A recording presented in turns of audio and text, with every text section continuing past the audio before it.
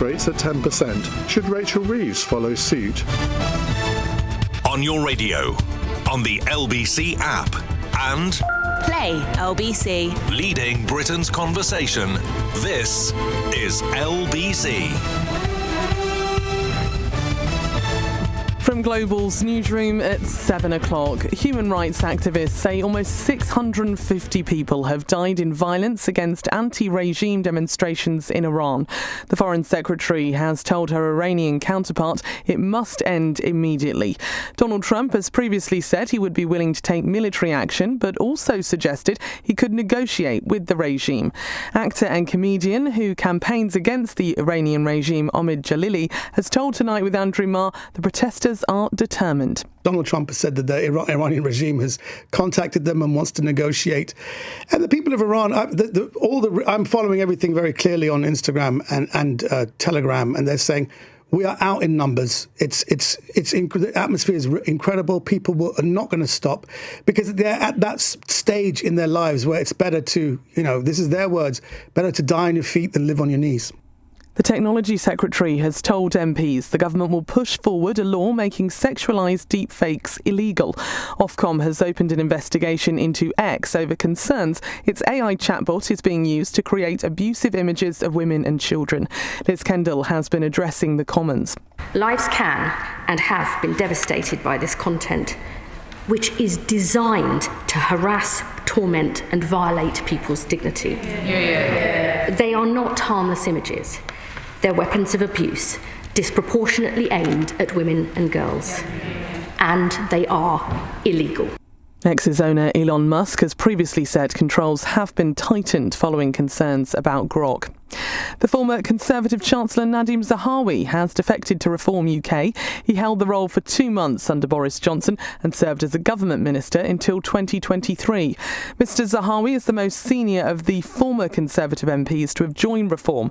Former Conservative Prime Minister Rishi Sunak told Andrew Marr Mr Zahawi's timing is wrong. It's now very clear that under Kemi's leadership, it's the Conservative Party that really is the only party that is providing not just the leadership, but also the plan and the ideas that the country needs to face up to some of the challenges we have and make them better. And I think actually Kemi's doing an excellent job of that. The Mayor of London has told LBC the latest crime figures prove the capital is one of the safest cities in the world. London has recorded its lowest number of murders and manslaughters in more than a decade. Speaking to Andrew, Sir Sadiq Khan says that while there has been progress on bringing the numbers down, there are still areas that need improving. You're right to challenge me in relation to mobile phone thefts, in relation to luxury watches and handbags. And one of the reasons why we're now focusing on town centres, focusing on the West End, focusing on working with shopkeepers to deal with the issue of shoplifting, is this sort of high-volume crime causes people to be scared. A driver has been cleared of causing the death of his 5-year-old neighbour after claiming his electric car moved on its own due to a fault. The 53-year-old was behind the wheel of his Volkswagen when it suddenly accelerated forward, killing Fareed Amir in South London in 2022.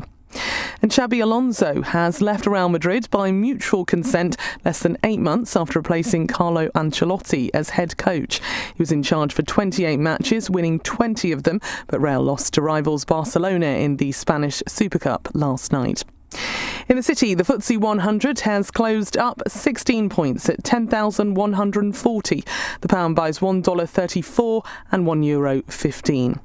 LBC weather: showers for Northern Ireland, southern Scotland, northwest England and northern Wales tonight, a low of -3. Cloudy tomorrow with outbreaks of rain affecting Wales, England, southern and eastern Scotland. Drier in the far northwest with a few showers and bright spells, a high of 12 degrees. From Global's newsroom for LBC, I'm Amelia Cox.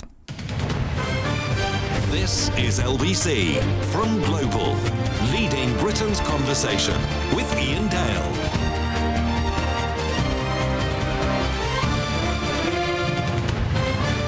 Hello, a very good evening. It's 5 minutes past 7 on LBC. I'm Iain Dale. Remember, you can watch our programme now, the whole 3 hours, on the Global Player app, on the LBC app, and also the LBC YouTube channel. Now, coming up in the first hour, I want to talk about events in Iran, because there's a meeting taking place tomorrow with Donald Trump and his advisors where they're going to decide whether they take some sort of military action against the Iranian regime. Donald Trump warned last week that if the Iranian regime killed protesters, then he was locked and loaded. So far, he's been reticent to take any action, in a way for obvious reasons, because no one can be sure that if he took some sort of military action in forms of strikes against maybe the IRGC or maybe other targets, what the effect that would have on the Iranian people, because at the moment there are millions of people demonstrating. It's happening again tonight all over Iraq, not just in Iran, not just in Tehran. And it could be that any American decision to take military action could unite the anti-protest forces in favour of the regime. So my question to you is, would military strikes by America, even if they were only relatively minor, would they help or hinder those who want to topple the regime? 0345 6060 973. Before we do that, though, I want to talk about the position of the British government. Aggie Chambray, our political correspondent, is with us. Aggie, it seems to me that the British government have been remarkably timid in their remarks on what's going on in Iran, almost just saying, well, of course, we don't want any of the protesters to be harmed. But there doesn't seem to be any sort of vim and vigour about it. Well, the UK government, along with France and Germany, put out a statement on Friday where they said we are deeply concerned about reports of violence and strongly condemn the killing of protesters. They've talked about the Iranian authorities' responsibility to protect their own population and urged restraint. And we've also had a post on social media from the Foreign Secretary in the last hour or so saying the killing and brutal repression of peaceful protesters in Iran is horrific. She said she had spoken to her counterpart in Iran and told him directly the Iranian government must immediately end the violence, uphold fundamental rights and freedoms, and ensure British nationals are safe. But the other question around today, Iain, is whether or not the UK government should go further in taking action prescribing the Iranian Revolutionary Guard Corps. This is something our colleague Nick Ferrari asked the Business Secretary Peter Carl about this morning. We have used the full extent of the legislation that we do have to sanction the people working in that state organisation and the state organisation itself. And we have a very tight sanctions regime against Iran itself. Right. We want Iran to allow peaceful protest, to protect people who are protesting, and to listen to those people who are on the streets at the moment, not attack them and not murder them as we're seeing at the moment. Now, on that point, whether or not there will be prescription, in the Prime Minister's lobby session, the Prime Minister's official spokesperson said designation was reserved for domestic terror groups and pointed to comments from the former head of MI6, from Sir Richard Moore. He had said this morning the danger is that something like that is mostly about us feeling better about ourselves. It's not actually something that will have an impact on IRGC, precisely because that instrument is designed for non-state terror groups, not for parts of the state like the IRGC. Sheena on a text says, to be fair, the UK government also has hostages taken by Iran. Now, that is true. Do you think that's guiding their rather tepid response to this? I mean, they would say that they have not had a tepid response to this, but it is interesting, actually, and I think it is worth noting that on the subject of hostages, a British Iranian man who was detained alongside the well-known then detainee Nazanin Zaghari Ratcliffe, Anoush Ashori, he said he is disappointed with the UK government's, he calls it a soft stance on Iran. So he was detained alongside Nazanin Zaghari Ratcliffe. And if you'd like to hear Aggie and I talk more about the Iran situation, the Where Politics Meets History podcast, because Tessa Dunlop is sadly very ill, well, not very ill, but a little ill. So Aggie Aggie stepped into her boots today, and that will be released at 1 o'clock in the morning. Aggie, thank you. Let's talk to Neda Soltani, who's a German-Iranian author, academic and women's rights activist, who's a spokesperson on Iran for the World Liberty Congress, which unites pro-democracy activists from all around the world.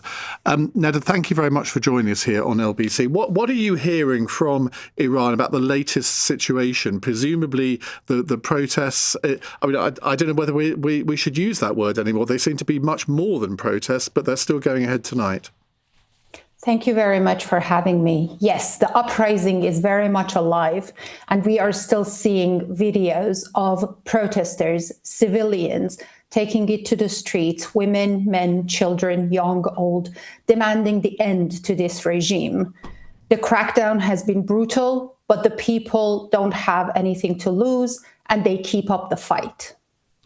Now, there are pictures emerging and videos of body bags in various locations around Iraq. It seems as though, the official figures, I think, don't go more than about 100, but it's quite clear that there are many hundreds, if not thousands of people who have been killed.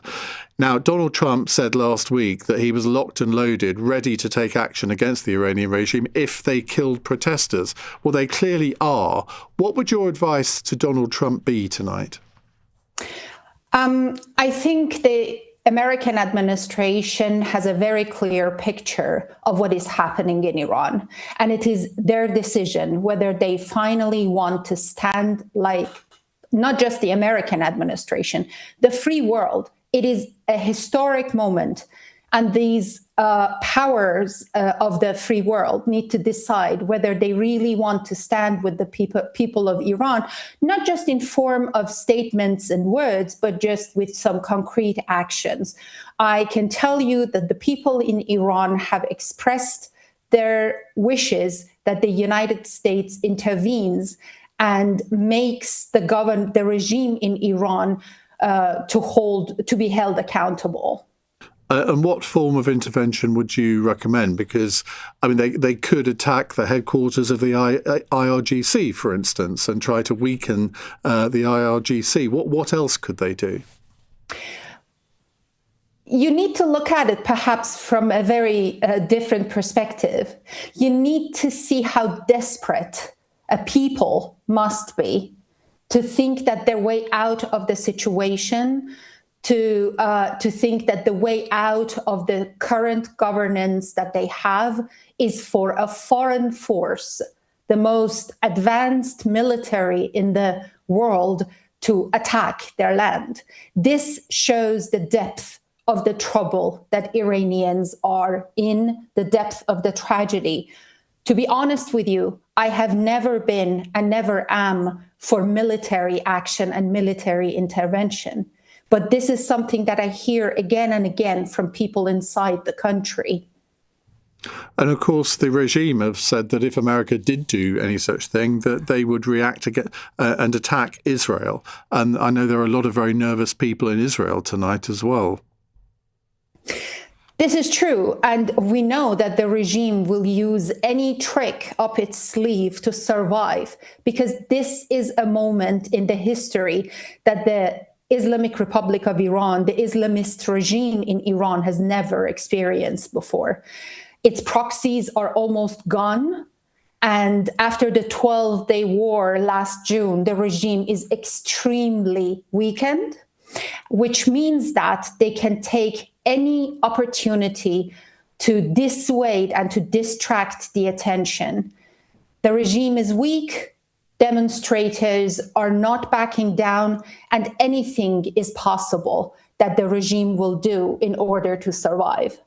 Thank you very much for joining us, Neda. That's Neda Soltani from the World Liberty Congress. Now, Omid Memarian is a senior Iran analyst for the US-based think tank Dawn, which focuses on human rights in the Middle East and was co-founded by the murdered Saudi journalist Jamal Khashoggi. Omid, thank you very much indeed for talking to us on LBC tonight.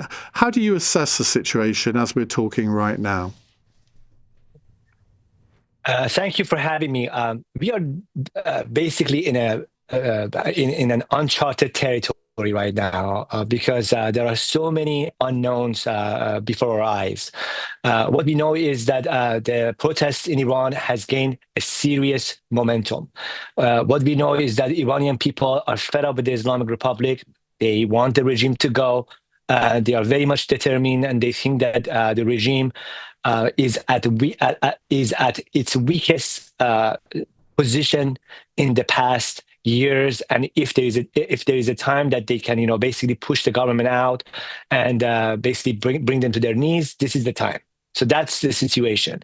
At the same time, we have a government that is brutal, that has a very organized repression machinery. They have a very strong social base, and military base, religious base, and they have been, training for such events. The question is whether we see a rupture within the establishment after the killings of hundreds of people on the streets, whether we have defections, whether we see a crack within the regime. Because if you don't see a crack within the regime, and they continue killing people on the streets because there is no way out for them. There is no way out for the Islamic Republic people. There is no way out for Revolutionary Guards commanders or their base. So they're gonna fight. So that's why defection and rupture is very important.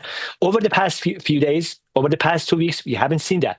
But it doesn't mean it doesn't happen. We have to see what happens in the next few days. And I think external factors also could play an important role. We have to see what President Trump is trying to do. From what he said last night, I think a sort of military operation, military action, military intervention is very imminent. But would that help the uprising, or would it hinder it?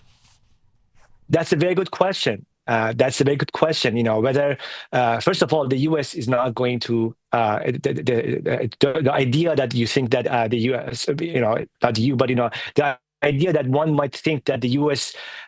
Is going to attack Iran because they are really compassionate about the plights of Iranians on the street is very naive. The U.S. has, democracy or a democratic Iran, is something that Iranians are looking for, and they have been fighting for decades. But the U.S. has other interests too.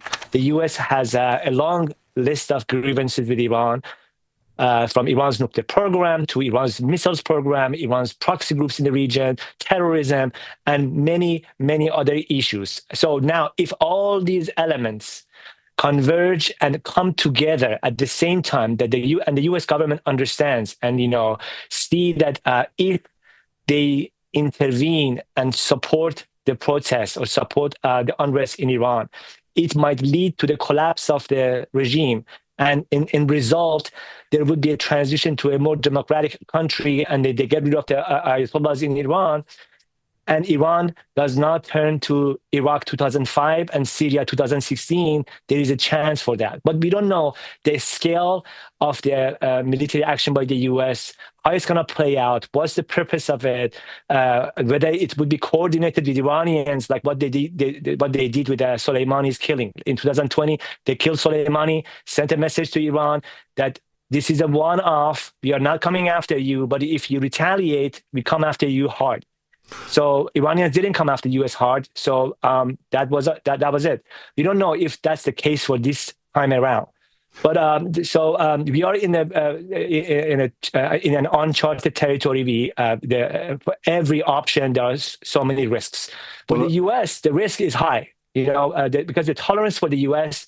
For fatality or losing, for example, if one American soldier dies during this operation, it's going to be very, very costly. But for the Iranian government, their tolerance for pain is much higher.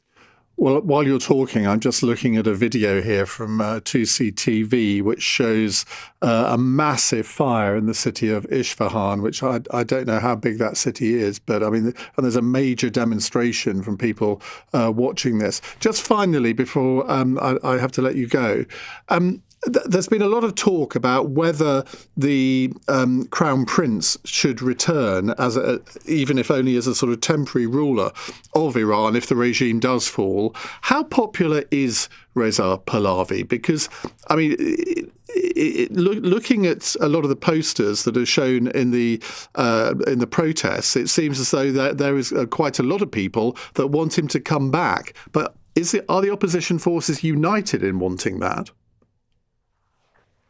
Absolutely, that we are seeing the name of Reza Pahlavi being mentioned in many of the protests, many of the chants throughout the country. That has been a trend which has been actually accelerated over the past few days. But the opposition in Iran is not unified. It's fractured. They spend so much time on fighting with each other and basically discrediting each other. When it comes to the transition and the post-Islamic Republic, the options, are out of control because, once the Islamic Republic is not in place, other actors, other players would be in the game, and we are not going to have a one-player game in that period. So remember, like the case of Iraq, Ahmad Chalabi was one of the major candidates, or the people thought after the collapse of the Saddam Hussein regime, he would seize the power. What happened to Ahmad Chalabi? What happened to Kanan Makkiya, Mozdar Shokat, all these opposition leaders that were like at the forefront of invasion, they disappeared. So it's going to be up to the Iranian people to decide what type of government they want, what type of leader they want, and hopefully that goes through a democratic process. But yes, of course, Reza Pahlavi, I hope that we have it one day in Iran, everybody who is, has a chance to be on the ballot. OK, thank you very much indeed. That's Omid Momarian, their senior Iran analyst for the think tank Dawn. Right, we'll come to your calls in a moment. Do you think that any military action on behalf of the United States to try and help the uprising in Iran would be counterproductive? Would it help or hinder? 0345 6060 973. It's 21 minutes past 7 on LBC. This is LBC. Go on.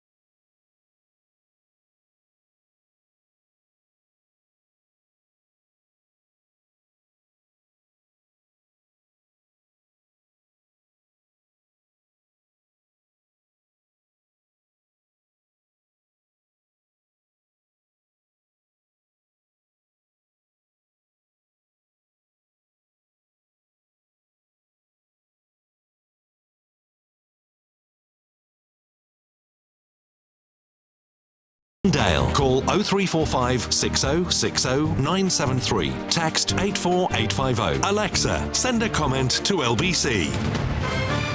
23 minutes past 7 on LBC. Let's go straight to Daniel in Harrow. Daniel, what would you like to tell us? Hi.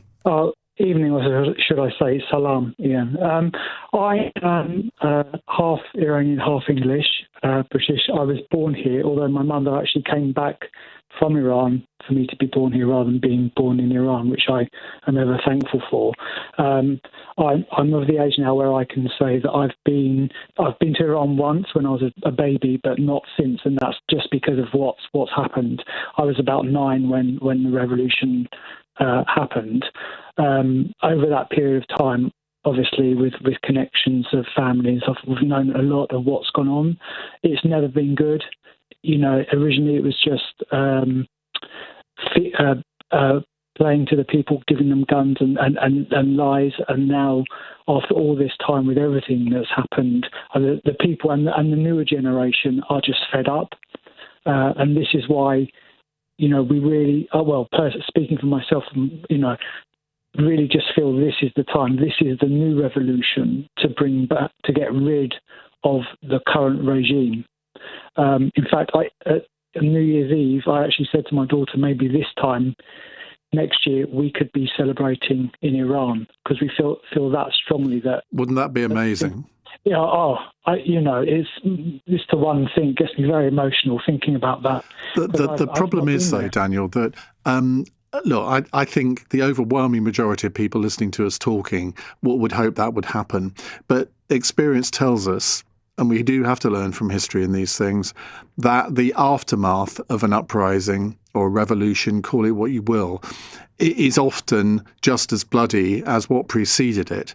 And I think that is where the international community has got to tread very carefully. And that, I hope that comes into to Donald Trump's thoughts when he's deciding what to do, because the worst thing that could happen now is for action to be taken, presumably by the United States, that would be counterproductive. What do you hope Donald Trump does?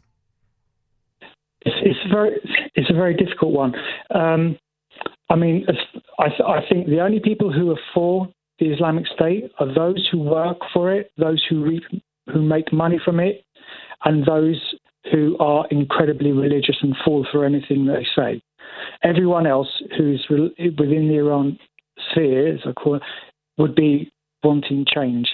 They want change, and I think in terms of revolution, in terms of the aftermath, I think it won't be as bad as politicians think. I think the long term will be a greater good. There are many issues. Iran, for instance, manufactures drones that Russia are using to attack Ukraine. There's the oil aspect. There's the illegal immigration aspect. There are many things, and I actually think it will bring overall stability to the region.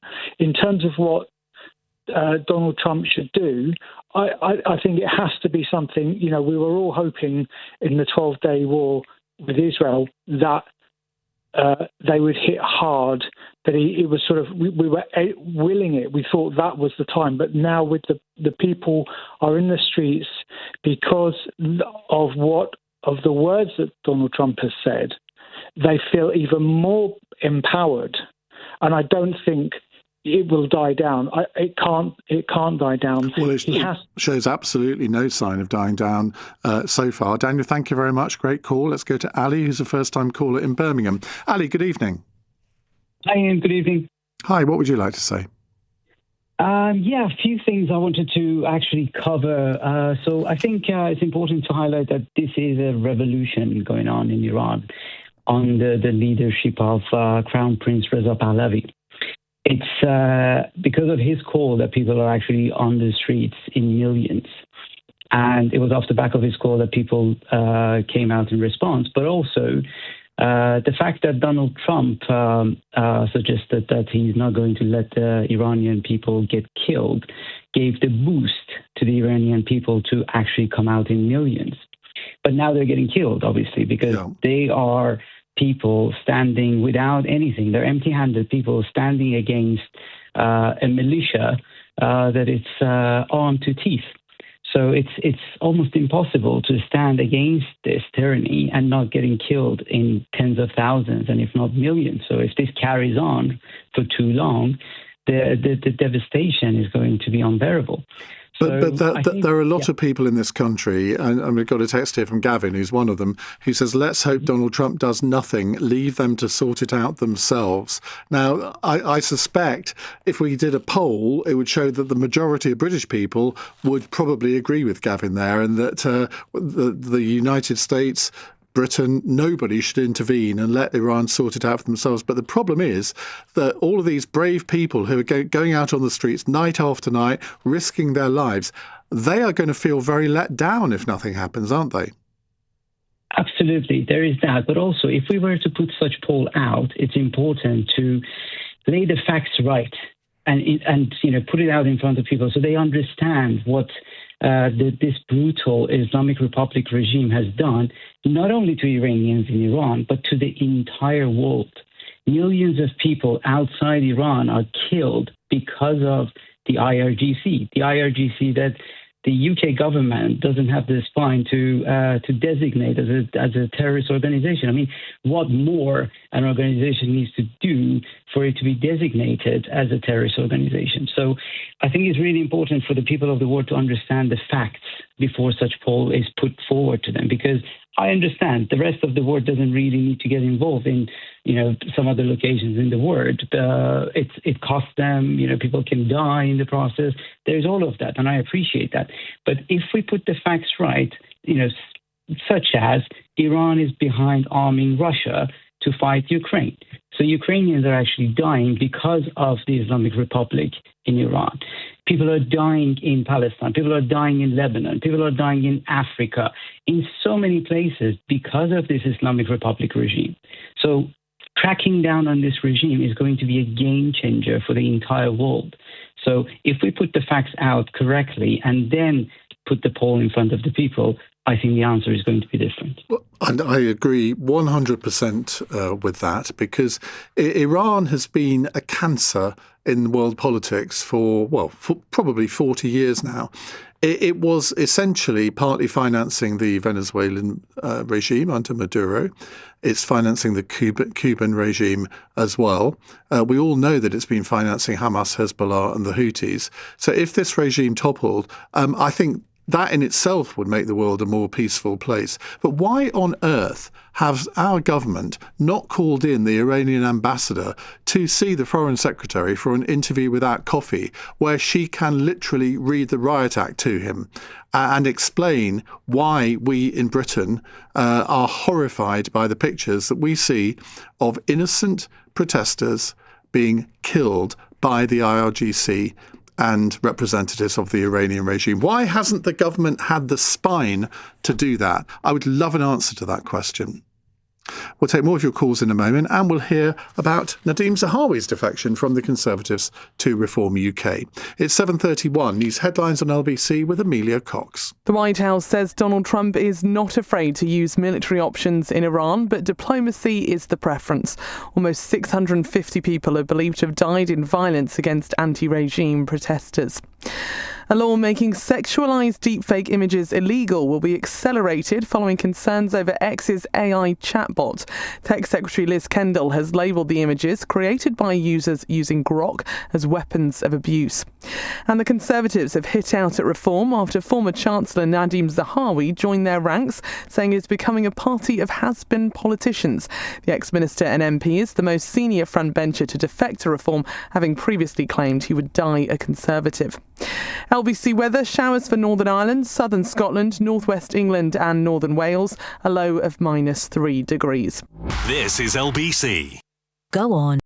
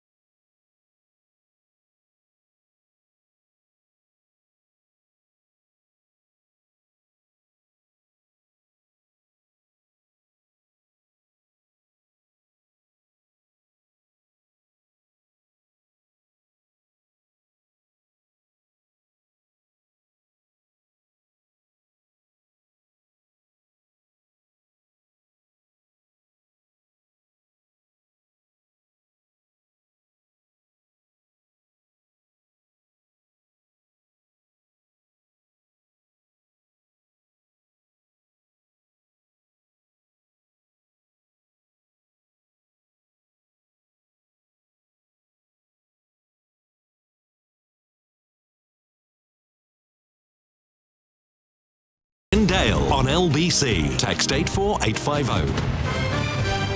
7:34 on LBC. Let's continue with your calls on whether Donald Trump should indeed take some sort of military action against the Iranian regime, as he promised last week, if they started killing protesters. Well, they've certainly done that.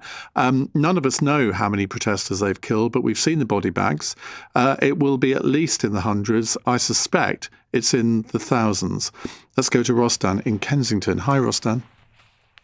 Hi, Ian. Thank you for bringing subject and this important question, if intervention would be the counterproductive or it would be towards the people's protest. It's a very valid question, and I think if it is the timing and the way they're doing it, because what it is at the moment, as you said, the body bags are lining down, thousands of people has been died. There is a digital blackout on Iran, so nobody can see what's going on in Iran. But the difference is now, this time around, from the 12-day war with Israel, was the 12-day war. Israel start hitting the last days. They start hitting the anti-protest or, the killing machine of the regime, but Trump has stopped that because of the vacuum power, vacuum power. So now we got the Prince Exile, Reza Pahlavi in power, which is he's guiding. People are listening to him. They're coming out in thousands and thousands. And that's the difference. So he can start doing on a good timing. The timing is important, when to do it and what to do. It is very important, and bring back the internet. Bring back the connection to the Iran, because now they're going house to house and taking satellite dishes. There is no landline, there is no mobile, there is no internet, and then the satellite, there's a couple of mainstream televisions are taken out of the people, so they are being cutting out of the world. So there is a few things he can do. It's not just about military action. It's about restoring the satellite or whatever internet is they can do with Elon Musk. The second thing is they can just hit the bases of the killing machine of people, and then the people will start empowering. People are really starving for such a help from intervention. Yeah. So your message would be, if you're going to do this, make sure you hit the right targets, make sure it's proportionate, make sure it aids the cause of the uprising, rather than maybe unites the opponents of the uprising to be even more determined to defeat it. Yeah, exactly. What's happening? There is a.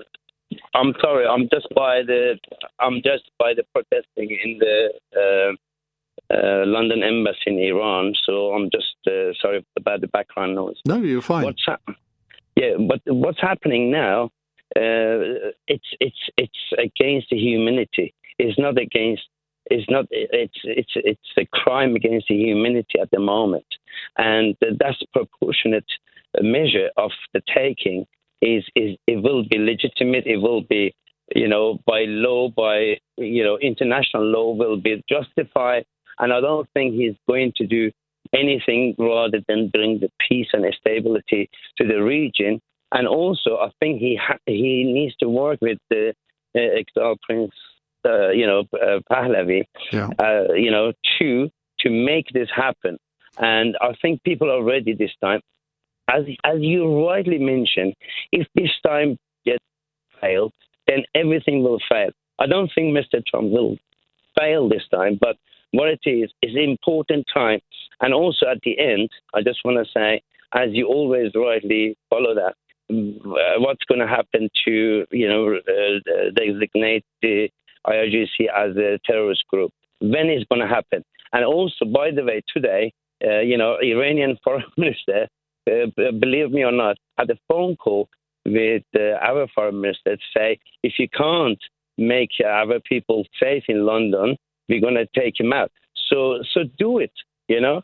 It's just like, I don't know the conversation between our foreign minister and Mr. Arakchi, Iranian foreign. Rostan, I think the line's given up on you there. Thank you very much indeed for a very informative phone call. We'll come back to your calls on this in just a second. Let me tell you who's on cross question at 8. Andrew Bowie, the Conservative Shadow Scotland Secretary and MP for West Aberdeenshire and Kincardine. Helena Dollymore, the Labour MP for Hastings and Rye. Hashid Mohammed, barrister and broadcaster. And Reem Ibrahim, Head of Media from the Institute of Economic Affairs think tank. So they'll be here to take your calls after 8. But before we come back to your calls, have a little chat about Mr. Nadhim Zahawi, the former Conservative Party chairman and indeed former Chancellor, because he's on the record over the years as being incredibly anti-Nigel Farage, and yet today he's defected from the Conservative Party to Reform UK. With all the details, delighted to welcome our political editor, Natasha Clark. No one saw this coming, did they, Natasha?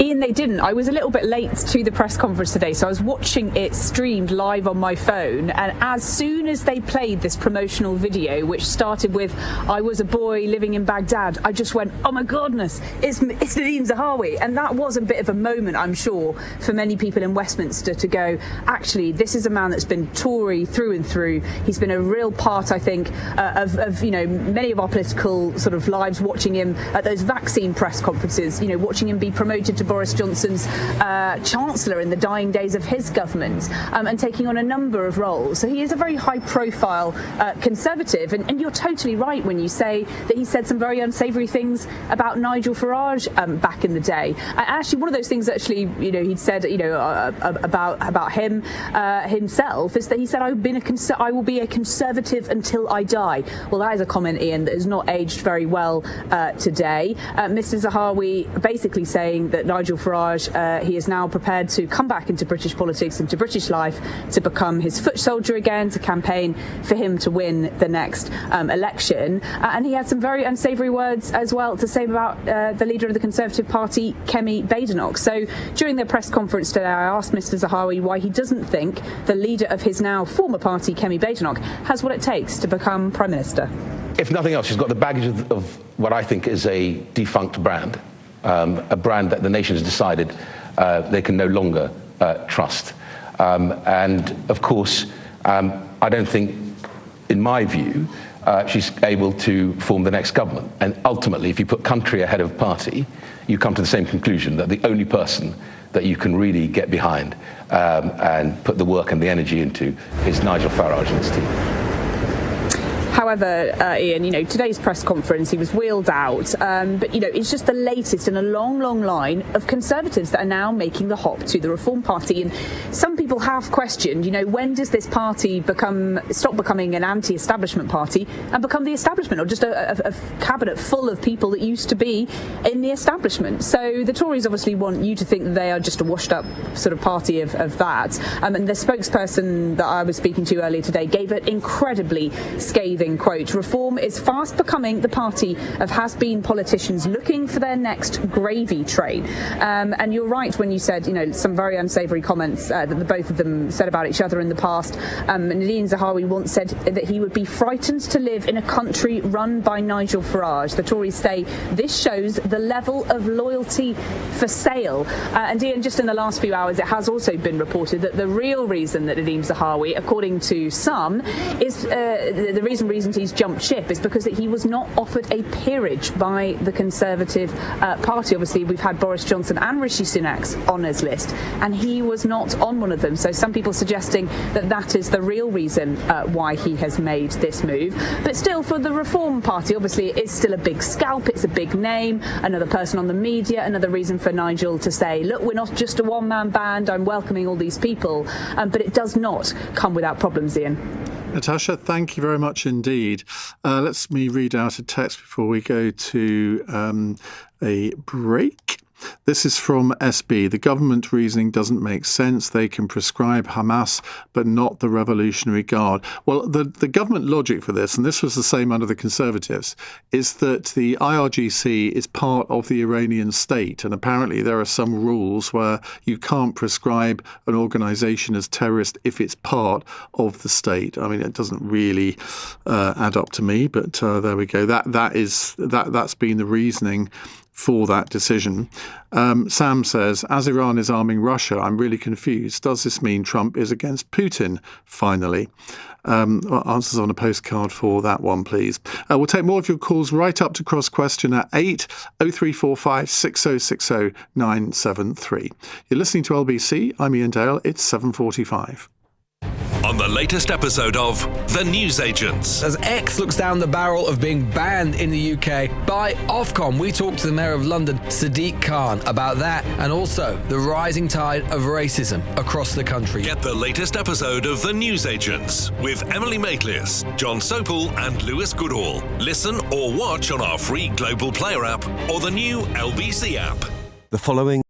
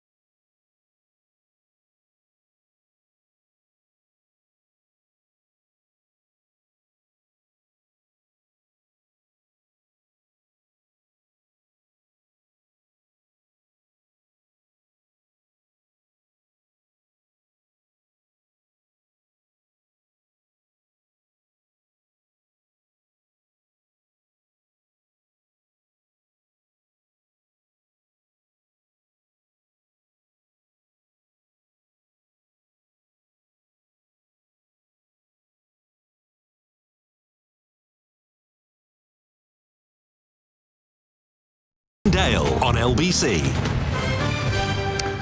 7:47 on LBC. Let's go to Farahid, who is in Slough. Hello, what would you like to say? Hi, hello. Thank you so much. Thanks for having me on your line. To answer your question, the only thing that I can say is that the international community must recognize the right of the Iranian people to fight against the Islamic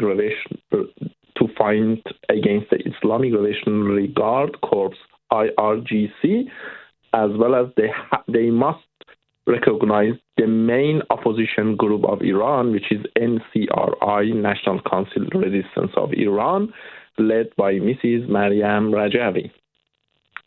And how is that different to the movement behind Reza Pahlavi? Well, Reza Pahlavi is a baby of a past dictatorship. He, in the past 40 years, he didn't do anything. He just had a luxury life, and he always had a luxury life by the money his dad stolen from the Iranian people. When he left Iran, of course, he was under 18. He is not a real opposition. Everything comes behind him is just propaganda. There is a National Council Resistance of Iran, which I already mentioned, with a clear 10-point plan, and this opposition has the main support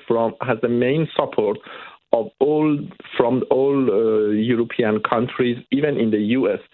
Let me very briefly tell you some of the very important of those 10-point plans. First, rejection of absolute clerical rule, freedom of speech, freedom of political parties, freedom of assembly, freedom of press and the internet, commitment to individual and social freedoms and rights in accordance with Universal Declaration of Human Rights, a non-nuclear Iran that is devoid of weapons of mass destruction, peace, coexistence, and international regional cooperation, protection and regulation of the environment, which has been massacred under the rule of the mullahs.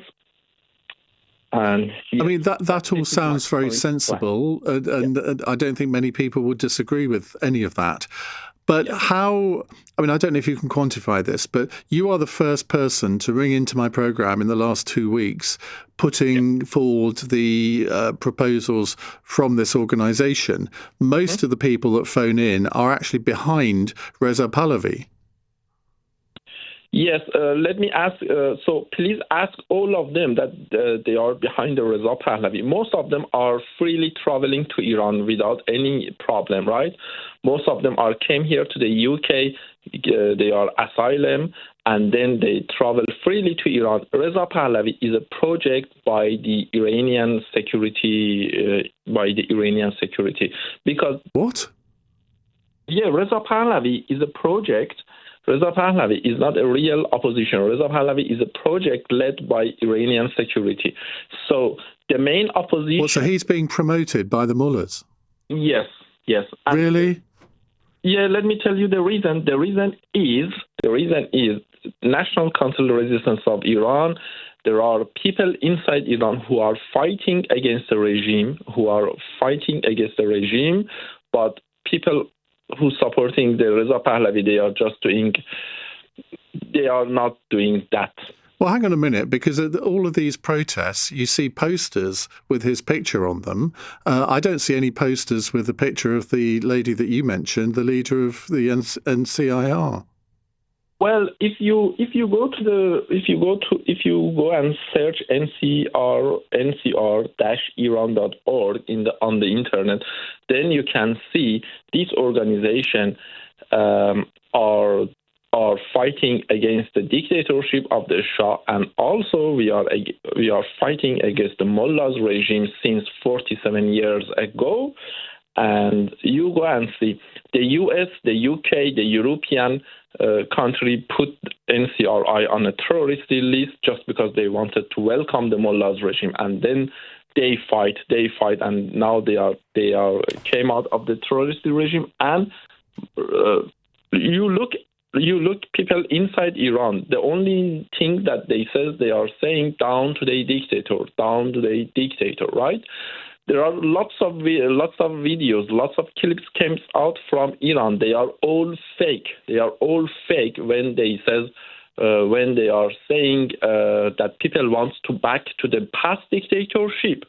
Don't you? Well, I don't think nobody's saying that anyone wants to go back to a past dictatorship. So don't you surprised if people wanted to pass the dictatorship, which was under the Shah? Yeah, but just because the last Shah was effectively a dictator doesn't mean to say that Reza Pahlavi would be exactly the same. I mean, we're 40 or 50 years on now. Okay, cool. Let me answer this question very clearly. If Reza Pahlavi be a candidate of a republic, I may vote for him. But if he wanted to be a Shah, no, I don't. I reject him because. Well, that's fair. Listen, I'm near the end of the hour. Thank you very much indeed for your call. Here's a text from H. Afsharian who says, "I'm an Iranian living in London. In the past few days, the mullah's dictatorship regime has blocked all ways of communication out of international and local phones in Iran. They've trapped innocent people in a big cage and are attacking them with military and hunting guns. There might be more than 5,000 dead, but they're hiding hiding it completely because of the blackout. You have had people on your show recently expressing their views, but some of them give wrong reports. For example, they say we don't have leadership or an alternative. This is misleading and comes from people who don't want this revolution to happen and are against the royal family. We've accepted Prince Reza Pahlavi all over the world, and people are calling his name in every street in Iran. I can send you videos from all of the cities if you want. As a news media, please announce this and help so foreign countries take practical action to stop a genocide. The Iranian government calls protesters enemies of God and says that they can be killed. Please tell Mr. Trump, as an Iranian, you said many times you would help these people.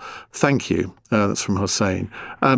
Again, look, inevitably there are going to be people with different views on what should happen afterwards. But I hear what the last caller said about, well, we don't necessarily want another Shah, but if Mr. Pahlavi wants to put himself up for election, then he may vote for him. That sounds entirely sensible to me. Mohammed is a first-time caller in Liverpool. Go ahead, Mohammed. Hi. Hi, good evening, Ian. Thanks that you're having me in your program. It's a pleasure. What would you like to say? Yeah, I wanted to just say I'm the second person that you said you haven't have any call from the others, caller as supporter of the Shah or the Pahlavi. I am against all these family as well, because they are trying to restore the system, the monarchy in Iran. This is different as is in UK. This is a dictator and absolute dictatorship, and I don't support them as well. I want to just say something about the title of your program. This is about intervention from outside. In my view, it is not necessary. If the international community wants to help, there are many ways to do that. Firstly, after all these years, the IGRC put it in the terrorist list, shut down all the embassies, and then can you? The most important thing is recognize the right of self-defense of people in Iran. You have heard about these numbers. Many, maybe thousands of people have been killed, and they have the right to self-defense. And I go back to your question about the previous caller, that you don't see any picture of the Maryam Rajavi, of the head of the NCRI in Iran. That is exactly the point. The whole point is that it is not the time to put or promote your leader in this movement, because there are different voices in Iran. We have ethnic groups in Kurdistan, in Baluchistan, on different cities, and they are not happy, and they are not agree to have another Shah in the future of Iran. If you put on your board, unfortunately, with all this means that put this untrue, preframe that Reza Pahlavi is the only option. That is wrong. Therefore, the main thing. I'm sure you're right on that. I've never said that he's the only option, but he does seem to be the figure that the resistance is sort of is supporting. Now, if I was an Iranian, I would not want to go back to the days of the previous Shah, because you're swapping a religious dictatorship for another form of sort of authoritarian regime. But we all know that you can't impose democracy on a country. The country has to want it themselves. Yes, absolutely. The people want democracy. They want the freedom.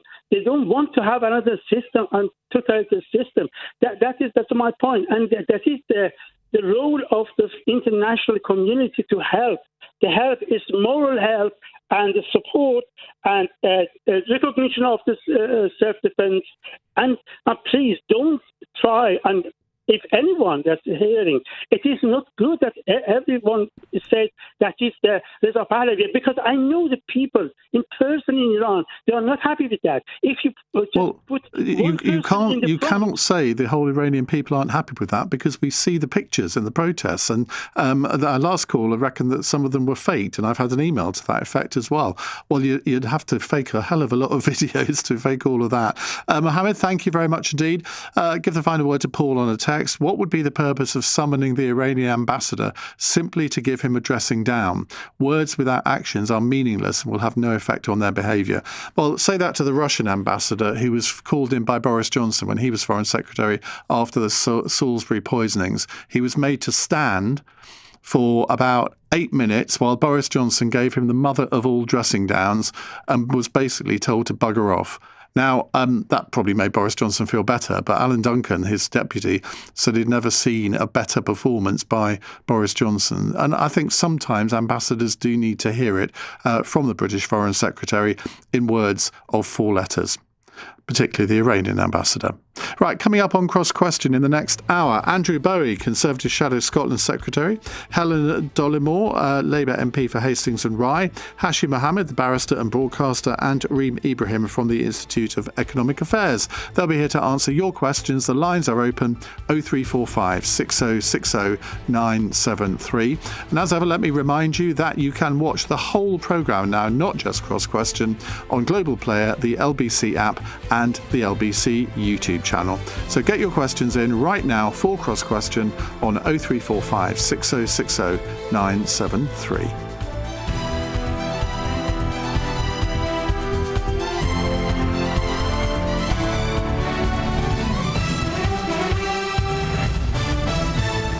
On your radio, on the LBC app, and Play LBC. Leading Britain's conversation. This is LBC. From Global's newsroom at 8 o'clock. Human rights activists say almost 650 people have died in violence against anti-regime demonstrations in Iran. The Foreign Secretary has told her Iranian counterpart it must end immediately. Donald Trump has previously said he would be willing to take military action, but also suggested he could negotiate with the regime. Neda Soltani, a German-Iranian author, academic and women's rights activist, told Iain Dale the protests show no sign of stopping. The uprising is very much alive, and we are still seeing videos of protesters, civilians, taking it to the streets, women, men, children, young, old, demanding the end to this regime. The crackdown has been brutal, but the people don't have anything to lose, and they keep up the fight. The Technology Secretary has told MPs the government will push forward a law making sexualised deepfakes illegal. Ofcom has opened an investigation into X over concerns its AI chatbot is being used to create abusive images of women and children.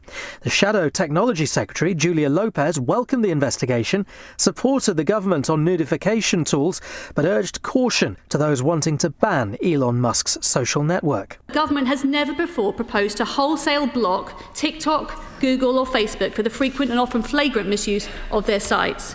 It is an extraordinarily serious move against a platform that can be used for good. Tens of thousands of people across south-east England are without water as Kent County Council declares a major incident. Suppliers are blaming Storm Goretti and a power cut as they deliver bottled water to customers, including in East Grinstead and Tunbridge Wells. And the former Chancellor, Nadim Zahawi, says the Conservatives are a defunct brand as he switches to Reform UK. He held a number of frontbench roles with the Tories until an ethics investigation found he had breached the ministerial code. Mr Zahawi is the most senior of the former Conservative MPs to have joined Reform. Natasha Clark, LBC's political editor, says he's had a major change of heart. He said some very unsavoury things about Nigel Farage back in the day. Actually, one of those things actually said about himself is that he said, "I will be a Conservative until I die." Well, that is a comment that has not aged very well. In the city, the FTSE 100 closed up 16 points at 10,140. The pound buys $1.34 and €1.15. LBC weather. Showers for Northern Ireland, southern Scotland and Cumbria tonight. Lows of -3 to 6 Celsius. Cloudy tomorrow with outbreaks of rain affecting Wales, England, southern and eastern Scotland. Drier in the far northwest. Highs of 5 to 12 degrees. From Global's newsroom for LBC, I'm Matt Hewitt.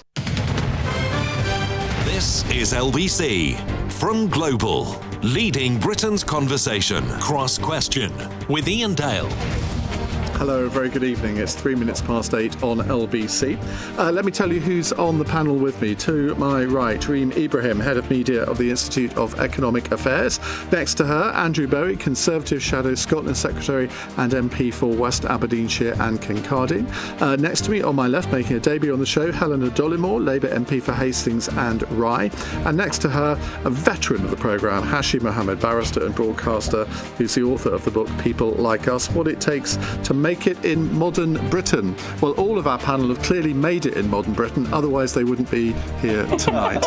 They're here to answer your calls on 0345 6060 973. And of course, you can watch us on Global Player, the LBC app, and the LBC YouTube channel. Call 0345 6060 973. Text 84850. Cross Question. Watch live on both Global Player and the new LBC app. This is LBC. Right, let's go to our first question. It's from Nada in Littlehampton. Nada, very good evening. What would you like to ask? Hi, good evening. Yes, so I'm an Iranian living in the UK. Last time I went back home was in 2023, and I felt really sorry for the Iranian people. I saw no future for the young people. There's nothing to buy in the country, even if you are privileged and you have money. The products that exist in the country, they are all counterfeit, and the sanctions brought the country to its knees. But the poor Iranian people, they have nothing to lose. Because of that, they have nothing to fear. That's why they are on the streets, and they are ready to die for Iran because they have nothing to lose. And I'm just asking, when is the international community is going to step in to help these people? Because they can't do anything. Like this current government, they will go as far as turning the whole country into a graveyard. But they're not going to let go of power. Okay, right. The question is, so the sanctions on Iran brought the country to its knees. We need to do something to bring change, and we cannot do it ourselves. When will the international community step in and help the Iranians? Andrew Bowie. Well, no, look, it's a really good question, and I think we've all been incredibly encouraged by the scenes that we've seen, the bravery of the Iranian people in standing up to this incredibly repressive, vicious regime that has been a malign influence in that region for nigh on 50 years. It has acted against the British national interests in the region, the interests of our allies in the region. But more than that, and indeed probably more importantly than that, has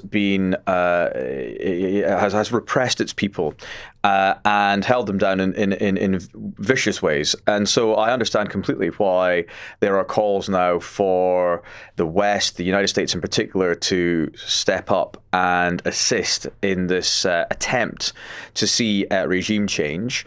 Of course, if the United States thinks that's the appropriate thing to do, then we would support them in that action. I think it's high time that this regime was. Why would we, of course, support them? Because I think there is a school of thought that it could be counterproductive. Yeah, no, I understand completely. And of course, these things need to be thought through very carefully. The situation on the ground is fast moving and uncertain, as things always are in Iran and indeed in that region, which is very much a powder keg. But our interests would be better served as a country. The interests of our allies would be better served as a country, and indeed the interests of the Iranian people would be better served if this regime was no longer in power. But people said that about Iraq. Get rid of Saddam Hussein and it will be to everyone's advantage. I don't think anybody's suggesting that America or the United Kingdom put boots on the ground in Iran. I think we're a long way from that sort of discussion. No, but it was a regime change. It was regime change, yes. And it needs to be managed, and it needs to be a proper and sensible transition. And I think they need to demonstrate within Iran that is a stage that they are at. But right now, the Iranian people are rising up against a brutal and repressive regime, a regime that has held that country back, and it has acted against our and our allies' interests in that region for far too long. Do I think it's high time that they were removed? Yes, I do. How that is achieved, that is a much bigger discussion.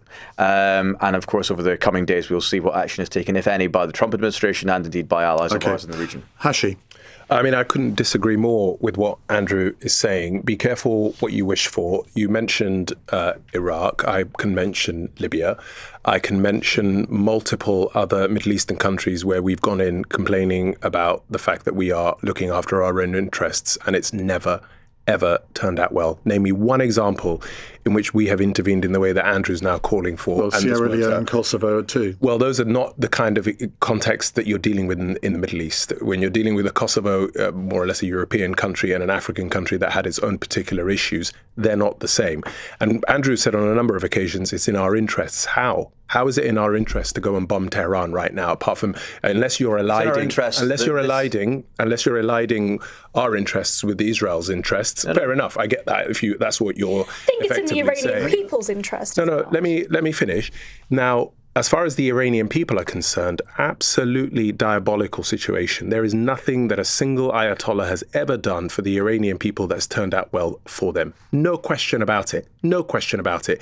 And if I was an Iranian on the streets of Tehran today, I'd be rioting. I'd be out on the streets. But the idea that we get involved with a view to bombing Iran in order to help the people is for the birds. All right, let me play devil's advocate here. If the Americans could identify all the different headquarters of the IRGC around Tehran in the different cities and could precision bomb those headquarters, yes, that would be to the advantage of the protesters. Yes, I agree with that. But then what happens on day 2 after that? What happens the moment you break the vase? And then what are you going to do? Are you going to help them build it back again? Calling out for change. The people of Iran are absolutely desperate to get rid of this regime. Absolutely. What they're not desperate is for you to break something that you do not have a plan for fixing the next day. That is the fundamental issue. So you are formerly of the Navy, you are a disciplined man, and you would have thought that actually having to think about what you do after you end up bombing a country would have been your first instance. And here you are saying the complete opposite. No. I'm not suggesting there's an Iraq-style invasion. I'm not suggesting that British or American troops should be boots on the ground in Iran. But in the same vein as Iain suggested, if there were targeted strikes that were able to prevent the IRGC from coming down hard on these protesters who are demonstrating by their bravery and taking to the streets in Tehran that they have had enough of the Ayatollahs and want to see change in that country for the better, surely it is incumbent on us to support them. Wasn't that the same strategy in Libya, where we didn't put troops on the ground and we bombed the particular facilities that Gaddafi had? We got Gaddafi on his knees, and what did that result in? A complete and utter basket case and a migrant crisis. So what's the answer? Absolutely, and there needs to be a plan for day 2. You're absolutely right, and that's one of the big mistakes we made in Libya and indeed in Iraq. You should be careful about calling for an intervention without thinking. I'm saying that if there is intervention. We do have 2 other panellists here, so let's hear from them as well. Helena, let's start with you. I mean, I think conversation we've just heard, we're speaking in hypotheticals here about particular bombing approaches, particular targeted strategies.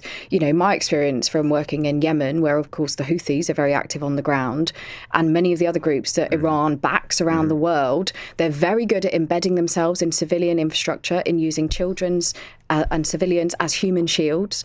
We've seen that in Gaza with Hamas as well. So I think it's a very hypothetical conversation that we're having here. And ultimately, we're sat here in a studio in Westminster. And I don't think it's right for us as UK MPs to be saying we should or we shouldn't be doing this. That's your job. In terms of what the US should do. I think it's for the people of Iran to determine their destiny. It's absolutely horrendous what's going on in Iran. The brutal crackdown that we're seeing, we have rightly been calling that out. The Foreign Secretary has spoken to the Foreign Minister of Iran this evening and made very clear that Britain stands with those Iranian protesters, and we call on Iran to uphold freedom of association, human rights in Iran, and I don't think it would be right for any of us here in this studio to sit here and dictate what action should be taken to resolve the situation. Completely agree, and I completely agree with you. And it's not for us to dictate to the Iranian people the future of their country. It's to the Iranian people to demonstrate what they want that future to be. But it's absolutely right that as elected members of this British Parliament, we are able to debate and discuss what Britain's role in any speculative action might be, given the significant military and industrial interests we have in that region, including a naval base not that far from the Iranian coastline. Reem. Well, I think the first thing to say is obviously that the bravery of the Iranian people that are out there and protesting is just absolutely extraordinary. We know that at least just over 500 people are confirmed dead. We don't know how many more because, of course, the Iranian regime have implemented an internet blackout. What is fantastic is that things like Starlink have actually meant that we're able to get some communication from those people. So clearly there is evidence that that has helped.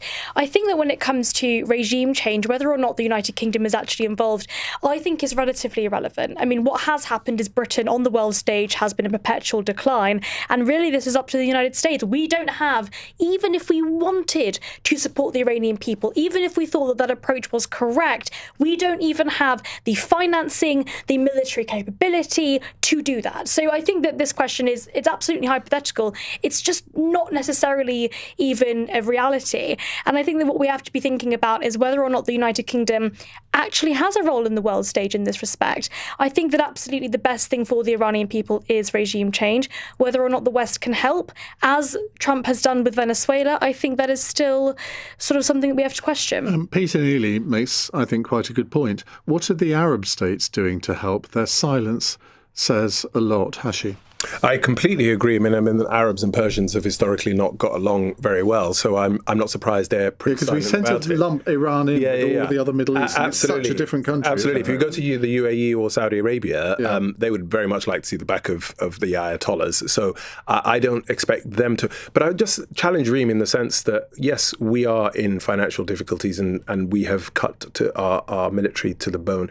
But actually, I really, really believe that Britain has a much bigger, heftier position in the world stage today than you might give it credit for. Whether it's our intelligence services, whether it's our small military and navy, whether it's our capability, whether it's our technology, and crucially our, I don't know if I can put it as high as to say an influence on America, but we do have an enormous amount of influence. And we should try and use that influence to try and find a way through this that does not result in more problems. Another example was Syria, where we bombed for a number of reasons, and that we see where that is. So I just think for me at this stage of the world where we are, more bombing cannot be the answer to the problem. There is an argument that had we intervened earlier in Syria against Assad, then that war would not have gone on as long as it had. Obama's red line, absolutely, for example. I agree. Yeah. Helena, you said you worked in Yemen. I'm interested in that. What were you doing there? Yeah, I worked with Save the Children in Yemen and saw myself the Houthis firsthand. You know, not when we discuss these things, these are the sorts of groups that Iran is backing around the world. You know, AK-47s at checkpoints, very strict rules around what women could wear, and ultimately the Houthis cutting off aid to their own people, using children and women as civilian shields and not sharing the food aid from the UN. So they're an evil organisation. All of the Iranian-backed organisations are, and we absolutely stand against them. But the conversation we're having today, I think, is very hypothetical. And you know, as we're saying, there's not a kind of one fix bombing that you can do to solve this overnight. And there are many places in the world where there are repressive authoritarian regimes that we in Britain abhor and we want to see the back of. But it's about how we use our influence in the world and how we best achieve that change. I mean, isn't the point that there is you're absolutely right, there are enormous amounts of oppressive regimes across the world, but isn't the point that there is this opportunity now? There are people in Iran that are fighting on the streets now, there are women that are burning their hijabs in the streets now. Isn't the opportunity to just seize the moment and actually take what the sort of zeitgeist really is and say, actually, hold on, we have never been closer to regime change in Iran before. Should we help them? And then what? But how? How do I mean? Allow for democratic elections. Allow for the Iranian people to decide what their future looks like. And that's what we're calling for. We are calling for democratic elections. We're calling for human rights in Iran, and we're calling for them to uphold these rights. We've sanctioned Iran at the regime as it is. I think we've gone as far as we can as a country in calling for this change and making clear where we stand in the world. Right, let's move on. Thank you very much indeed, Nada, for your question. It's 17 minutes past 8. This is LBC.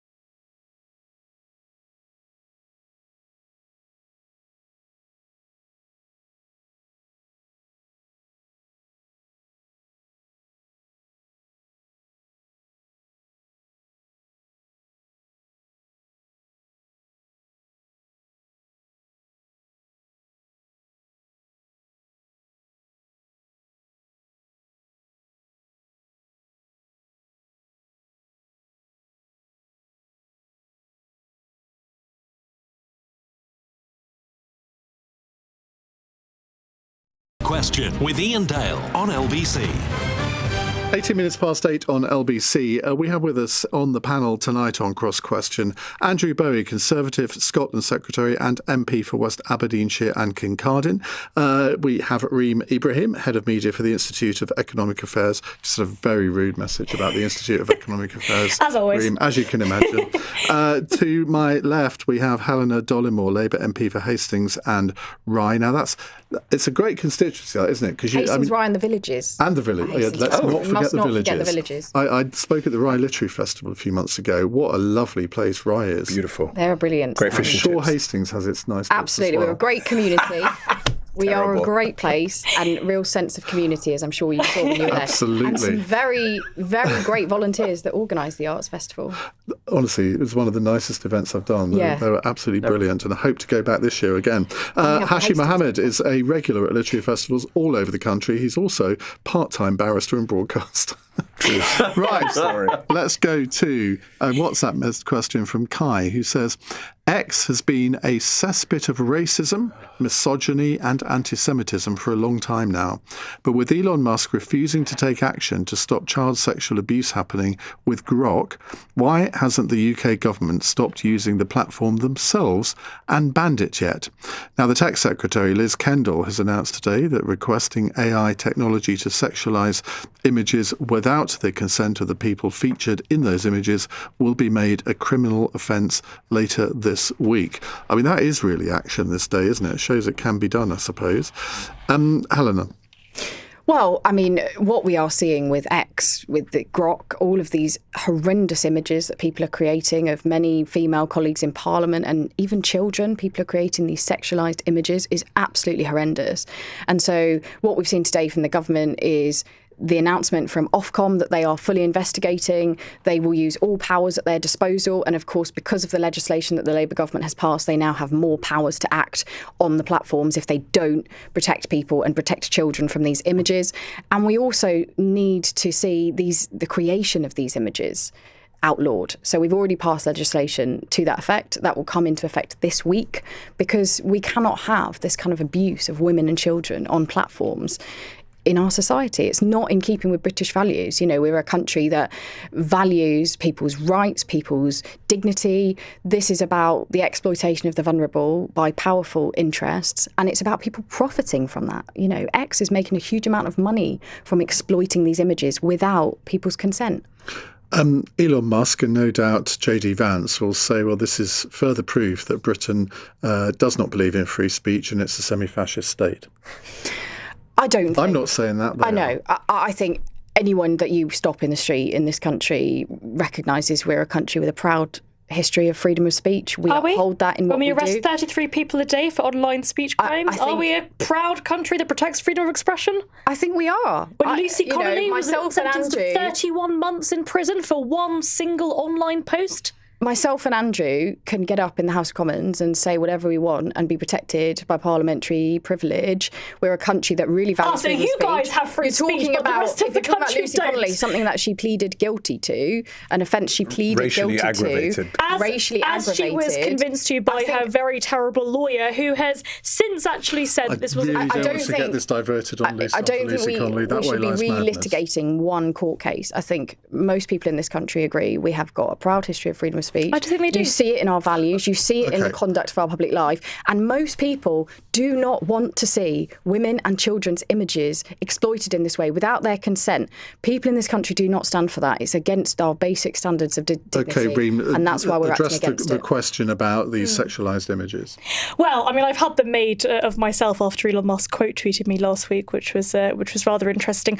I think a lot of this conversation about banning X as a platform as a whole is inherently political, because you can also make these kind of images using Gemini and ChatGPT and every other AI platform out there. You can also, by the way, make a sexualized image of somebody using Photoshop, but we don't ban Photoshop because clearly the problem is the user, the people that are disgusting enough to make these kind of images. They are the problem, not the tool. AI is just a new tool.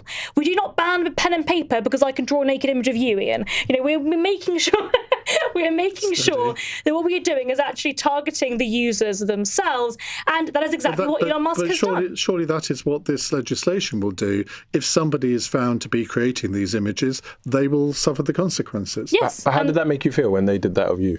I actually didn't really care, to be honest. But I understand that other people do what care about about those children? kind of They're things. creating these images of and when it children. comes to children, that is an element. Is that a of different it. line? But we do have accept to. With children, it's different. Well, no, it's the same with everybody. I mean, you shouldn't be making sexualised images of anybody without their consent. That doesn't mean we should ban the platform, though.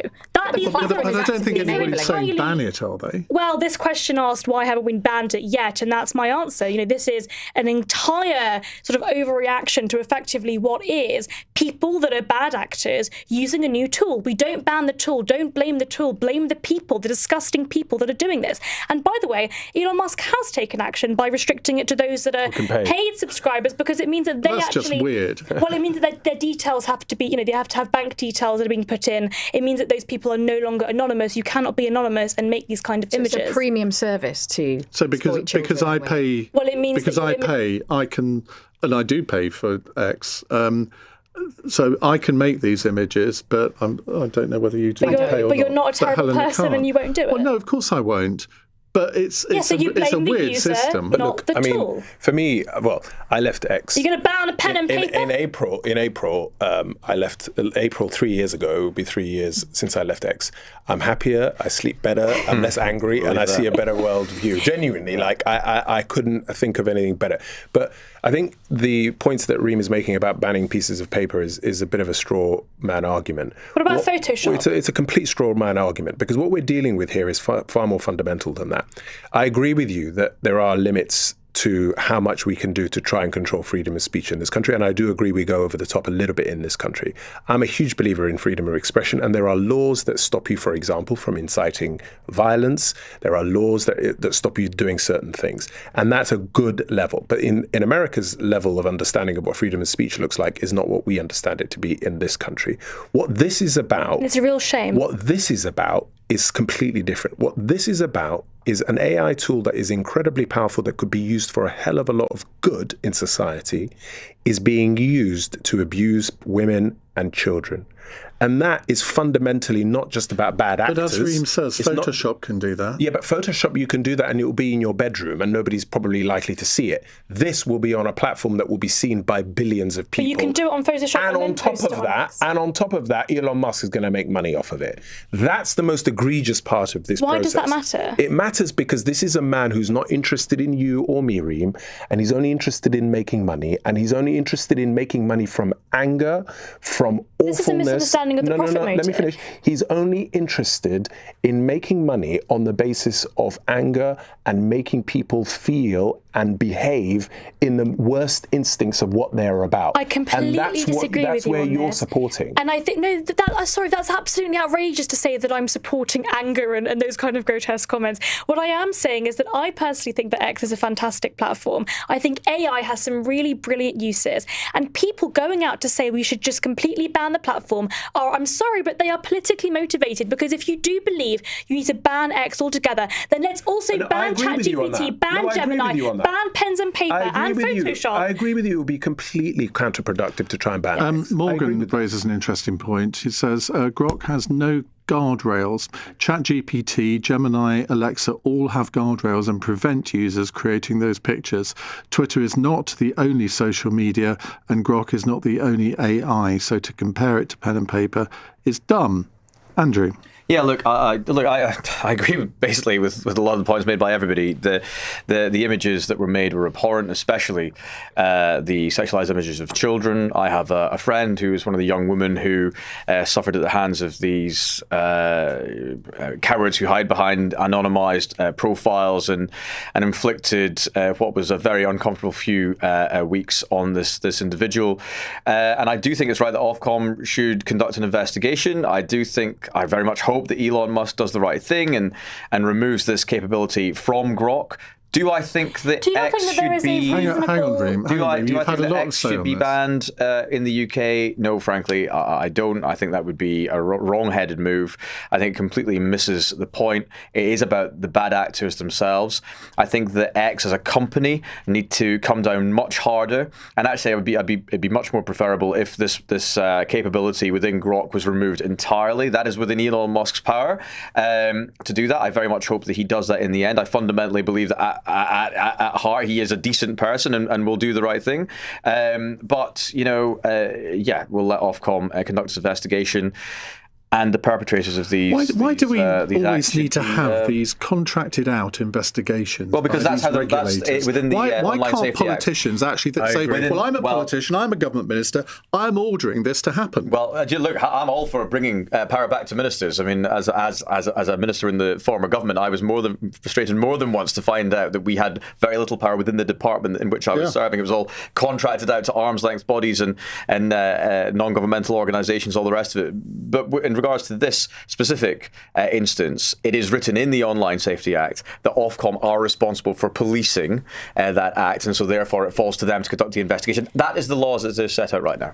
Can I just ask very quickly, there is a legitimate use for this kind of use of AI. If I say, for example, wanted to know what I look like in a blue bikini, I might want to put my image in there and see what I'd look like in a blue bikini. I don't think that should be illegal, and that is what you're proposing. But I think it should be illegal for me to be. Yes, I think you should be able to do that. You said you want to remove the capability for AI to do it at all. No. For others to not AI, but I think on Grok and others doing it uninvited to another. So that I think that should be. So that wouldn't be removing the capability. That would be introducing a law like this government is attempting No, I to think do. you could be the capability for an individual to inflict that on somebody else. That is surely within the capabilities of X. How would you monitor whether or not you're doing it for yourself? Say if I wanted to do it for my friend has asked me what she looks like in a red bikini, and I've put her image in, but oh God, I've broken the law because it is somebody else and it's not myself. No, that is an interesting point. Again, you're having a kind of hypothetical debate about something that isn't the reality. But all debates are about hypotheticals. You could look at the restrictions that we place in this country on who can buy knives and what you need to show in a shop when you buy knives. And for good reason. Effect whatsoever on firearms, knife it's the Not true. firearms the same kind of restrictions and licensing laws. So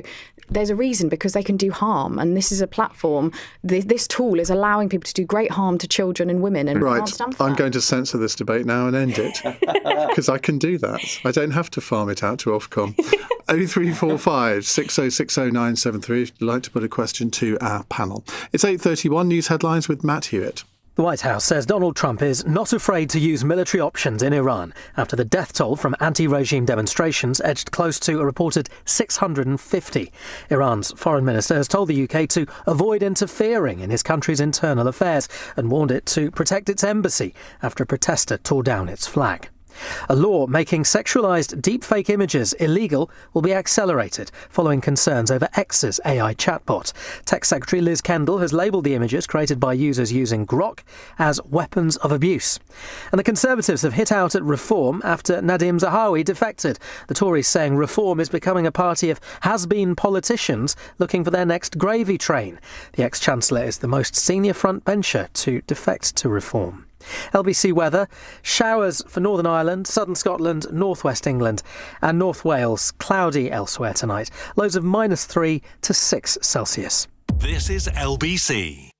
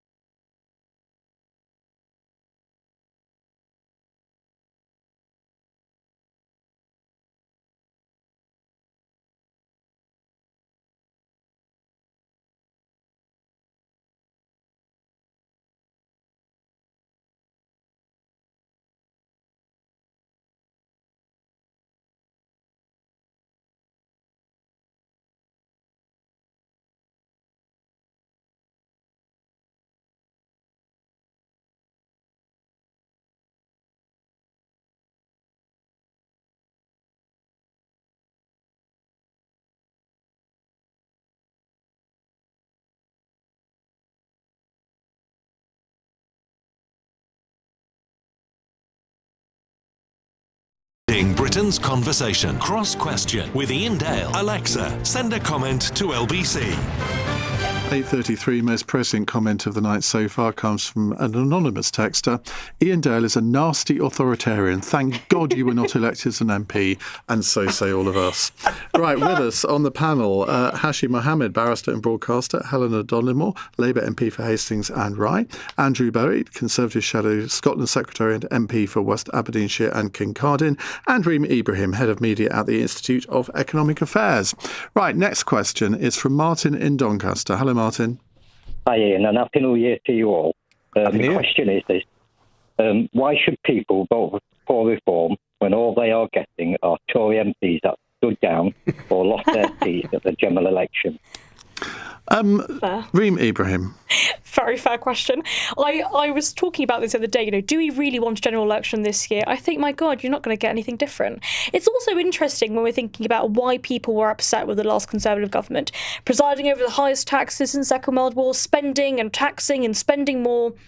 And yet all of Reform's economic policies have been pretty left-wing. I mean, abolishing the two-child benefit cap, they want to nationalise steel. They have done nothing. They have said nothing that is actually what I would describe as real conservative or free market policy ideas. And neither of the Conservatives in last government. So, why should you vote? Why should you vote at all? This is why I'm a libertarian, Ian. I don't really care about party politics. But you'll vote. I will vote. Yeah, reluctantly. Maybe for the monster raving loony party. A comment came to mind, but I kept it to myself. Didn't Andrew stand against you? Andrew Bowie. This is. I mean, it is a big thing when a former Chancellor, a former chairman of the Conservative Party defects from the Conservative Party to another party. Of course it is. It's not. I mean, I honestly couldn't care less what Nadeem Zahawi is doing in his retirement. He has decided... he's out of Parliament. He's not a current MP, so it's not really a defection. He's a member of the public. He's chosen to join Reform UK, knowing today, I'm very well informed, that only weeks after he was asking to be nominated to the House of Lords by the current leader of the Conservative Party. Look, to answer Martin's question, why should people vote for Reform? Frankly, they shouldn't. But we're not focused on the circus that is Reform UK right now. We're focused on the future. We're focused on the big issues facing the country. They're at 31% in the polls. Nigel Farage is probably the best party leader at putting over his points of view.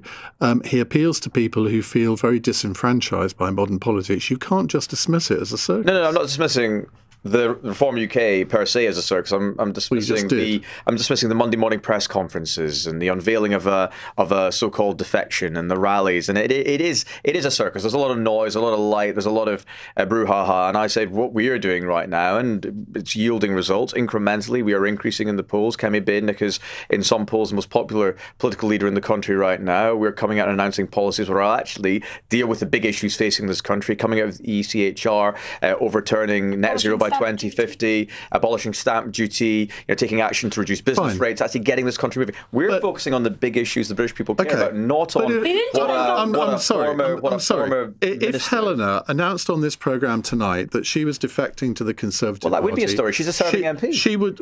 Well, Which but he's a hypothetical. Yeah.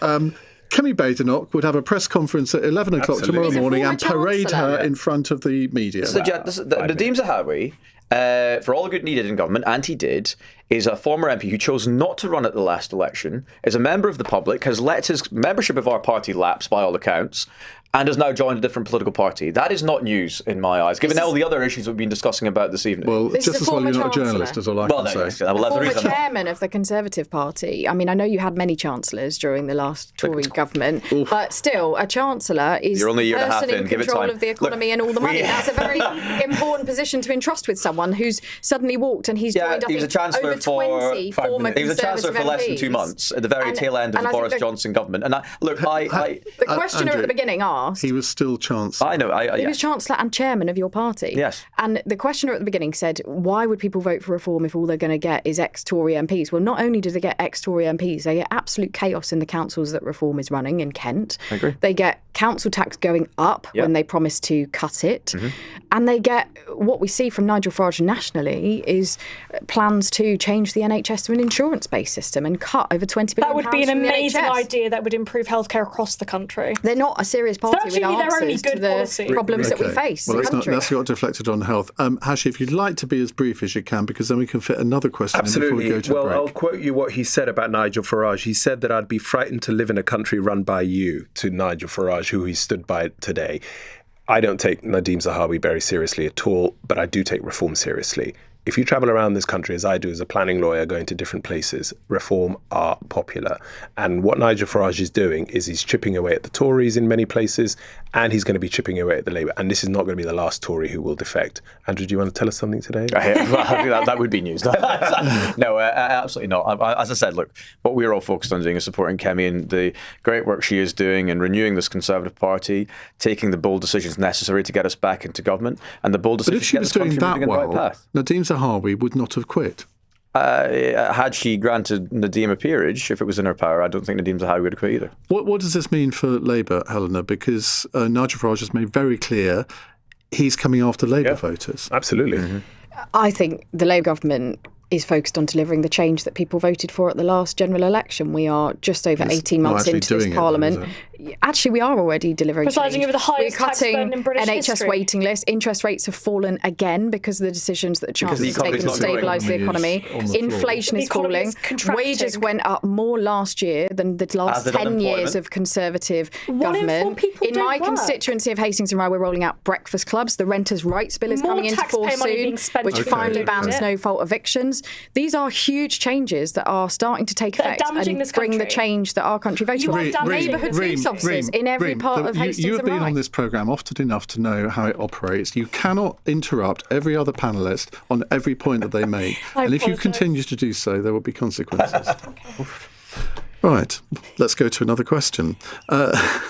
Martin, thanks for that. Let's go to James in Gravesend. Hello, James. Hello, Ian.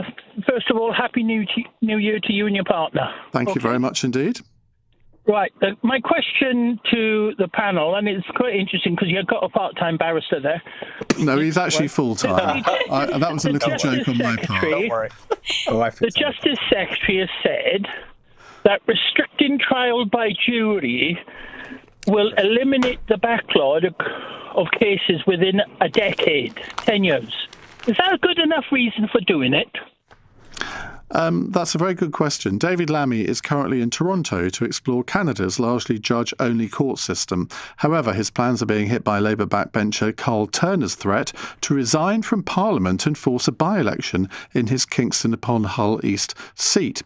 If Mr Lammy goes ahead with the plans, Mr Turner's majority over Reform UK at the 2024 general election was only 1,239. Well, of course, I don't know what's in the air in that part of the world, because that's what David Davis did over 42 days charge pre-terror. What was it? What's the phrase? Pre-charge detention. That's it. Hashi, let's come to you first. You know more about this than anybody else. No, I think this is a terrible idea, and Labour thinks that this is going to save money, but it's an awful mistake for a number of reasons. Number one, if you look at the statistics, very few cases actually end up at trial with a jury. The vast majority of cases that we deal with in this country will either have been dealt with via somebody pleading guilty at the earliest possible opportunity, or they will be dealt with at the magistrates' court. Most of the cases that go to trial with it before a jury are at a Crown Court or above. And so that's the first thing to point out, is that it's not going to make that much of a difference. The second thing is also the fact that the trial by jury are often for those very serious cases that often result in miscarriages of justice if not done properly. And at the moment, Labour thinks they're going to make savings or speed things up by actually taking away people's inalienable rights to have a jury. We invented the jury system in this country. We are not Germany, we are not France, which have historically always been a different system where a judge starts the process and finishes the process as an inquisitorial system. This is not us. So it's almost like it's almost like trying to tell us that we've always been driving on the left-hand side and all of a sudden we're now going to start driving on the right-hand side. It is a terrible mistake. There will be a U-turn. They did do that in Sweden once. They did do that, and they had a lot of problems. But the point is simple. If you think this is going to save you money, it won't. What's going to be the more cost effective and a better way of doing it is allow for courts to open for longer, allow for courts to actually do their jobs, fund the criminal justice system. I heard a shocking statistic the other day that the budget of the Department of Work and Pensions, for example, in like a month is what the Justice Department has in a year. That's outrageous. That's insane. And it can't work like that when people's lives and liberty is at stake. So I do think this is a really serious mistake by Labour as a Labour supporter. And I do think it's going to come unstuck. And I do think that you should be a U-turn. Helena, didn't the Solicitor General, Sarah Sackman. Didn't she kind of reveal the truth on this last week when she was standing at the dispatch box and was questioned by another MP, and she said, "Oh, we'd have done this anyway. It's got nothing to do with backlogs."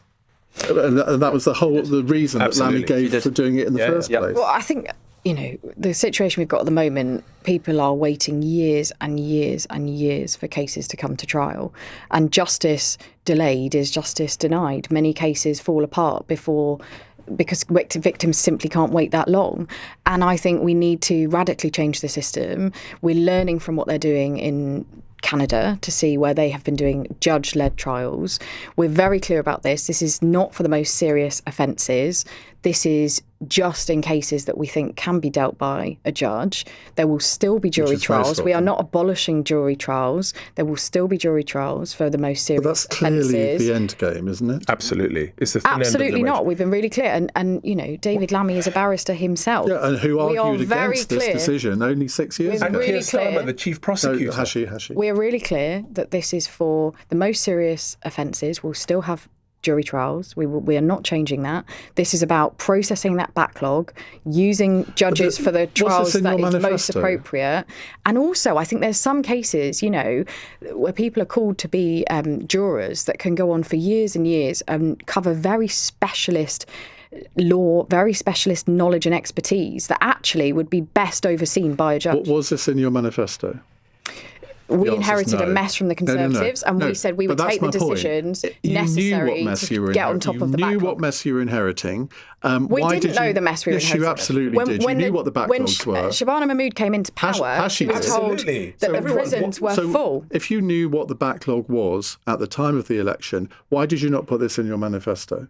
We didn't know the scale of the challenge. There is no way that Keir Starmer... I did. There is no way that Keir Starmer, former chief prosecutor, Andrew, was not aware of the situation within the justice system. Absolutely no way whatsoever. So if that was the case, and it was, because we were all aware that things were less than perfect with the justice system in England and Wales, then why on earth, and you were intent on doing this, then why on earth didn't you put it in your manifesto? This has been independently recommended because you know that people would not by a former vote Conservative. You've gone far further than Lord Leveson has suggested in his reforms. He is not supportive of what the Labour government are doing right now. And I've got an immense amount of respect for Carl Turner in offering to stand down and trigger a by-election as a result of this. It is intrinsic to who we are as a country that you have a right to jury trial, and you are stripping that away, and it is the thin end of the wedge. The fact that it was admitted to at the dispatch box last week by a minister in the government that you were doing this anyway, even if there is... Andrew, I wish you would get so exercised about the women waiting years and years for their rape case to come to trial because of the mess that your party in government oversaw and left for us to fix. There are courtrooms within the old Bailey. Where was the anger then? Where was the outrage about all of that? The victims waiting years for their case to be But that's not a reason to remove the inherent rights to British citizens to trial by your Andrew, peers. the fact is we wouldn't be in this situation if your government hadn't messed up the justice system badly. If we remember, we had to essentially shut the entire system down for the best part of a year as a result of the COVID pandemic. There were decisions made when we were in government. These cuts go back to George Osborne. There were decisions made in our time in government, which I think if we revisited, we would not have made. But the financial situation of facing this country when we came into power in 2010, absolutely not. And it was your government that left us in a situation where we had to take these tough decisions. But removing trial by jury is a step too far. It's not what Brian Leveson recommended. The British people wouldn't have voted for it. hence why it wasn't in your Reem, manifesto. can you be really brief on this one? Well, I just wanted to say, I think what's interesting is Karl Demmer had not rebelled against Labour since his election in 2010 and felt very, very strongly about this. Well, I mean, I have done jury service before. I had a jury summons 3 weeks after my 18th birthday. I think it's really, really important. And the reason why Karl is so passionate about this is because he himself was wrongfully accused of a crime and believes that jury service, or the fact that there was a jury in the court system, meant that he was actually able to find his innocence. So I do think it's really important. OK, thank you very much indeed. Don't tune away from LBC because we'll have our fun question in just 12 minutes' time. It's 8:48. This is LBC. Fine.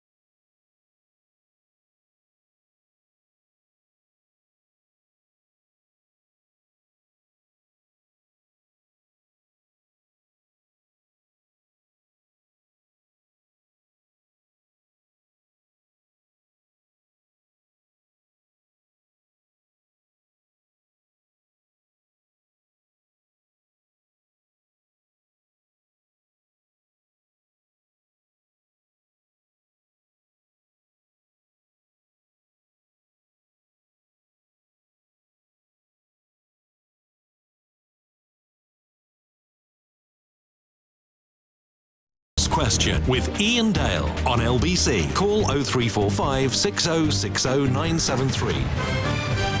8:51. A few minutes ago, I saw a text which seems to have disappeared now saying that should Tunbridge Wells be renamed Tunbridge Plastic Bottles? And this next question from Oscar in Lewis illustrates why. With tens of thousands of people in Sussex and Kent having no water supply again, and the area's supplier, South East Water, seemingly not exactly rushing to fix the problem, what will it take to make this country's water companies both reliable and accountable to us, their customers? Now, the background to this: South East Water has blamed the recent cold weather and the effects of Storm Goretti for leaving some 30,000 homes across parts of Kent and East Sussex having no water supply, only an intermittent supply or low water pressure. In the case of Tunbridge Wells, this is the third time in just over a month that the town's water supply has been disrupted, with MPs having condemned the South East Water Chief Executive Dave Hinton's performance in his £400,000 a year role.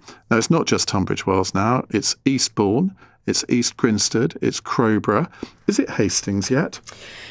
Well, we in Hastings, Rye and the villages are all too familiar with water outages, the most recent being over Christmas. On Christmas Day at 4 p.m, people in Hastings lost their water supply. The year before that, we had a major outage that lasted 5 days where 30,000 homes lost water for 5 days. And before that, Rye and the surrounding area for 8 days, 10,000 people.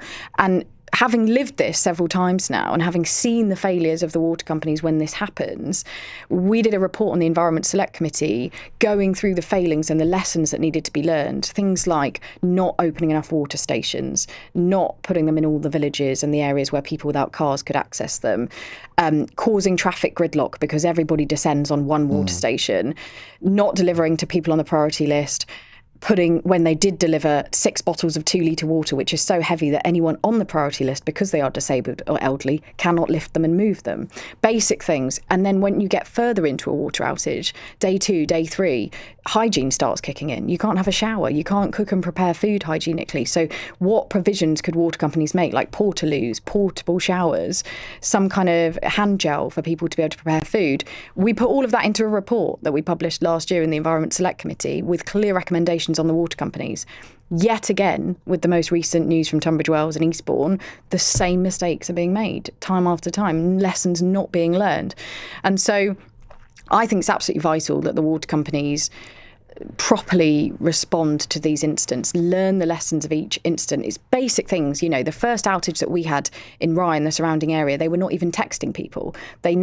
Southern Water now text people when there is an outage, because I suggested they use the numbers they've got for reminding us to pay our bills to text us about what the latest situation is. Pretty elementary. Yeah. In the most recent outage in Hastings over Christmas, they're not cross-referencing their priority list with their bill payers. So people are getting water delivered who it's meant for people who moved out 4 years ago, or in some cases died many years ago. They're just not doing the basics that they need to be doing. They're not prepared enough. And I think we also need to think as a country about how we prioritise water in our risk register. We have a national risk register. Right now, water outages are rated pretty low down there. But in Hastings, the outage that we had in May 2024, Southern Water themselves admitted we were this close to calling in the military. And then the pipe that burst then, they got planning permission in 2007 to replace it. It's the same pipe that burst this Christmas, almost putting us without water. Brief answers from the other three of you. But, Andrew, is this sort of thing going on in Scotland? Well, we did have, actually, following Storm Arwen a couple of years ago, water outages in my own constituency. And, absolutely, it's day 1 and 2, it is frustrating, but bottled water is usually made available quite quickly. Day 3 and 4, things become incredibly serious. And I do think, frankly, if this continues to happen in Kent and the southeast of England, that heads should roll at these water companies. They are drawing significant salaries, but their performance should be judged on their ability to deliver for the people that are using that service. And frankly, if this is happening as regularly as is suggested, then they are not delivering that level of service which is required, and they should be answerable for that. Reem? The problem is that when water was privatised, it was regulated by Ofwat, and so what you have is, in every situation where privatisation actually works, you've got consumers that make choice and you've got firms competing. In water, you don't have competition. You've got no competition. Consumers can't choose. Your constituents can't say, I don't like this water company, let me go to another one. It doesn't work like that because of the way that the water systems work. So I think effectively it's a failure of the system. There are no mechanisms that are actually restricting those companies from not doing very well financially if they don't deliver for their constituents. Well, there are now, because we've introduced legislation to ring fence all of the investment for fixing infrastructure and broken pipes, not siphoned off into I was waiting for Reem to say it was a problem of privatisation, but she made it about regulation instead. It's really, for me, this is the most egregious thing that's happening. Water is such a basic human right. This is a result of poor investment in a Victorian system for a very, very long time. No accountability, dumping sewage into our water courses, stopping schools from opening in London, in the southeast and Kent right now is completely outrageous. The planning system, for example, can't respond because if you can't have proper water treatment works, you can't build more housing because there's nowhere for the water to go. There should be a reckoning for the water system, but I also agree, Reem, in this sense, there should be a reckoning for the actual regulations. What is the regulator doing, sleeping at the wheel, when these boards and these companies are paying these hundreds of millions of pounds in dividends? So it's a failure of system across the board, but the water system is one of those basic things that the government should be getting right, I think. That you would agree with that, Reem, would you not? That you couldn't possibly leave the water system to be regulated by the free market, surely? Well, the problem is that isn't the system that we have. I think water is effectively one of the worst examples of privatisation, where you have the government creating all of these monopolies that were publicly owned, and you've got a government regulator, and then you privatise these companies, so they are moulded, they have a special moulded towards those regulations, and then what you have is no competition. The reason why privatisation works is when consumers can choose and where firms compete. That isn't the case when it comes to water, and I think that's we're sort of agreeing. It could never the problem be, could is, it?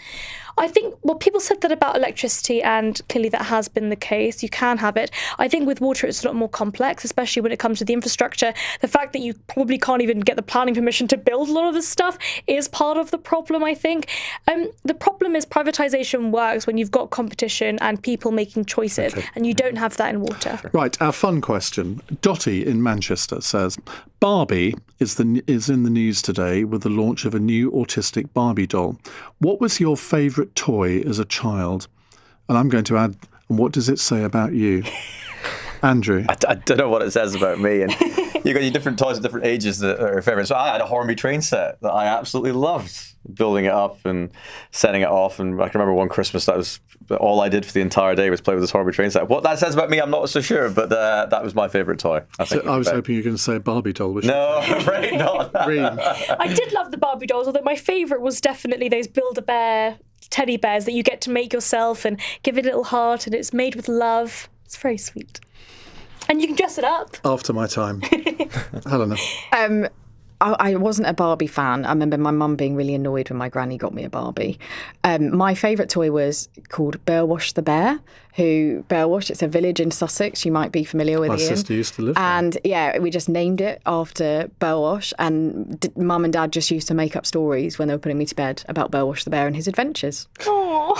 I used to have loads of toys, but my favourite and most memorable was probably the Tamagotchi. I don't know if you remember the Tamagotchi. Oh my God. Well, that's getting a big thumbs up in the gallery. We love a Tamagotchi. Was for me a revolution. Did you kill yours? Mine died loads of times, but I remember being so obsessed with, is it still alive? Have I fed it enough? Did you have a Furby? Like, it was just like, so I remember thinking, this what is kind of toy real. is this? It's like you have to keep it alive. Thing, you have to keep it alive. It's a little digital thing, and it comes with a key ring, and it has a tiny screen with like 4 buttons, and you have to feed it, take it to the toilet, and it's literally so tiny you can't. But if you feed it too much, it dies. If you don't take care of it, it dies. And I remember being so obsessed with it. It's quite morbid when you think about it looking back. You've given children this toy that constantly dies. Well, Chris has just put a picture of it on my screen. I've never heard of it. I would never have wanted one. I was quite happy with Sweep. What's Sweep? As in Sooty and Sweep? Sooty and Sweep. Oh, very nice. Reem has no clue what I'm talking about. Thank you all very much indeed. On tomorrow's panel, we have the Justice Minister, Jake Richards, the Conservative peer and former Cabinet Minister, Mark Harper, the University and College Union Chief, Joe Grady, and the Daily Telegraph's political journalist, Poppy Coburn. Right, in the next hour, I want to talk about credit and interest rates, because Donald Trump has come up with another wheeze. Yeah, he does every day. There's something from Mr. Trump. He is going to cap US credit card interest rates at 10%. Why don't we do that here, I hear you ask? Well, Rachel Reeves may well be asked that over the next few days, because that is what's going to be illegal, to charge more than 10%. But that leads me on to think about the level of credit card debt in this country, which I believe is the highest of any other country in the world. That means that many of you out there are probably in debt to one or multiple credit cards. How difficult is that situation for you? 0345 6060 973. On your radio, on the LBC app, and Play LBC. leading Britain's conversation. This is LBC. From Global's newsroom at 9 o'clock. The Foreign Secretary says she's told her Iranian counterparts the violence there must end immediately. More than 600 people have reportedly been killed in a crackdown on anti-regime protests. Anousheh Ashouri, a British-Iranian man who was detained alongside Nazanin Zaghari-Ratcliffe in Iran, believes the UK government is taking a soft stance on the country. I mean, I have been there. I have been interrogated by them. I have felt it with my soul and with my body, and I really am surprised why the British government is taking such a soft stance against the Islamic regime. The White House says US airstrikes on Iran are an option on the table, but Donald Trump would prefer diplomacy. The Technology Secretary is speeding up the process of criminalising the creation of non-consensual intimate images. It will come into law this week, following reports X's AI chatbot Grok is creating sexualised content of women and children. The regulator Ofcom's investigating. Reem Ibrahim from the right-wing Free Market Institute for Economic Affairs told LBC consistency is needed. I think a lot of this conversation about banning X as a platform as a whole is inherently political, because you can also make these kind of images using Gemini and ChatGPT and every other AI platform out there. You can also, by the way, make a sexualized image of somebody using Photoshop, but we don't ban Photoshop. Clearly the problem is the user. X's owner, Elon Musk, has previously said controls have been tightened following concerns about Grok. 4 NHS trusts in England have declared critical incidents. Hospitals in Surrey, Sussex and Kent say they're under significant and sustained pressure from high flu and norovirus cases, as well as complex A&E admissions and staff sickness. Tens of thousands of homes and businesses in Kent and Sussex are without water, some for the second time in 2 months. Supplies were deemed too cloudy to treat, while the recent weather causing power cuts and burst pipes is also being blamed for taps running dry. Bottled water stations are open in East Grinstead and Tunbridge Wells. Kent County Council leader Lyndon Kemcurran declared a major incident. I was informed that while some areas now have water restored, other areas are losing their supply or losing their pressure. We've had 7 schools shut today. The children are meant to be taking their mock exams. I mean, it's just a disaster. In the city, the FTSE 100 closed up 16 points at 10,140. The pound buys $1.34 and €1.15. LBC weather: showers for Northern Ireland, southern Scotland and Cumbria, cloudy elsewhere, lows of -3 to 6 Celsius. Cloudy tomorrow with outbreaks of rain affecting Wales, England, southern and eastern Scotland, highs of 12 degrees. From Global's newsroom for LBC, I'm Matt Hewitt. This is LBC from Global, leading Britain's conversation with Iain Dale.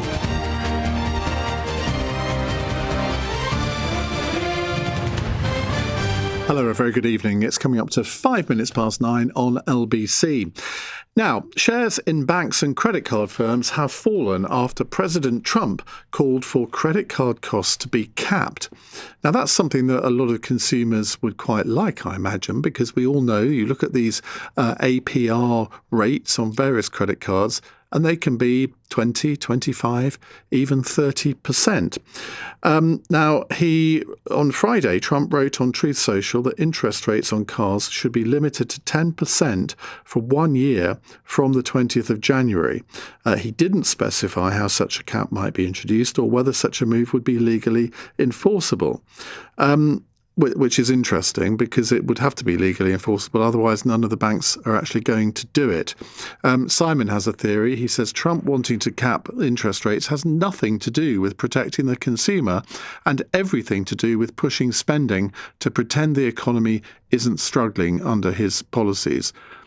Well, you compare the American economy to the British economy, and shall we say the growth rates in America are rather higher than they are here. Now, on the back of this, it's also been revealed that UK credit card borrowing costs have soared to the highest levels in nearly 2 decades. Admittedly, these figures were from June 2025, so not quite up to date, but I doubt whether much has changed. The average annual percentage rate, APR, from the start of March until the start of June rose to 35.7%, the highest on record since at least 2006, according to Moneyfacts UK. The average interest rate on cash withdrawals from credit cards also hit record levels over the same period, increasing from 29.4% a year ago to 30%. Now, the rise in credit card costs came despite a cut in the base rate just before, I think that was in May last year, wasn't it? And it's also gone down. So then it was 4.25%. I think we're now, is it 3.75%? I think that is the latest interest rate. So my question to you is this. Would you like there to be a similar cap in the UK? That you couldn't charge these extortionate interest rates. But what would be the effect of that on our financial institutions? Because, look, everything that looks very positive, and as if we all ought to agree with it, there's usually some downside to it. And those of you that have got very big credit card balances will no doubt think, yeah, I'd really like a bit of that. I mean, if you're very clever and you follow Martin Lewis, you probably don't need to pay any interest because you just keep transferring your balances from one card to another. And you can probably go sort of a couple of years without having to pay a balance. But most people don't want to spend the time and effort doing that. So what effect has credit card debt had on you and your family? And do you think you'll ever get out of it? 0345 6060 973. There have been a couple of occasions in my life when I've let my credit card spending get completely out of control. Once when I was a student, and once when I was in a job early in my career when I wasn't earning a huge amount of money. And I built up credit card debts initially, and this was back in the mid-1980s, of about £20,000 on 4 or 5 different credit cards. And eventually I did pay them all off, and I vowed never for it to happen again. Well, it did happen once more, but since then I've always paid the money off. And that's because I've always been in jobs where I've earned a reasonable amount of money where I could. But I know that the cost of living crisis has really made people put money onto credit cards, which they know is a bad thing, but they haven't got any alternative. Have you found yourself in that position? And if so, what effect did it have on you, your finances, your mental health? And did you think I'm never going to be able to get out of this? Do you think that we are all being given artificially high credit limits on credit cards? I had a letter from a bank the other day offering me a credit card with a £25,000 limit on it. I don't say that to boast, but I thought, why on earth are they sending me this? I'm not a customer of this financial institution, so why are they targeting me for this? Because the way that credit card companies make their money is not from people like me who do pay their monthly balance off on time by direct debit each month. They make their money from people who don't do that and just pay the minimum possible. So I couldn't quite understand why I was getting this letter. 0345 6060 973. Well, Abby Foster is LBC's personal finance expert. Abby, very good evening. What do you think obviously people are going to think a 10% cap would be a wonderful thing, but what would be the consequences of that? Yeah, a cap may protect people already in debt, but it's going to lock others out of mainstream credit altogether. The banks don't work for us, they work for themselves. And actually, the banks are arguing already that it would therefore reduce access to credit. It would cut credit limits across the board. So your £25,000 credit card that's come through the post probably won't come through again.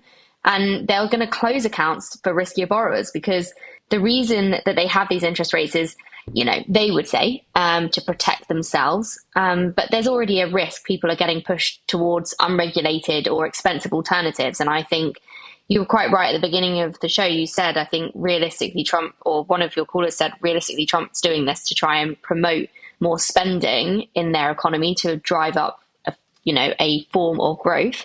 But actually, is it going to end up hindering those that need credit the most? The UK doesn't obviously have this credit cap, but I think instead we have regulation which focuses on affordability checks, persistent debt rules, limits on fees and charges. So, yeah, I would say our system might be quieter than Trump's proposal, but hopefully it's more targeted. I'm not sure it would. I personally don't think it would be something that would support the system. Banks at the end of the day make money off of borrowing from us and then lending at higher rates. It's just how it works, really. We are very different to other European countries, aren't we, in terms of our usage of credit cards? Yeah. Why is that?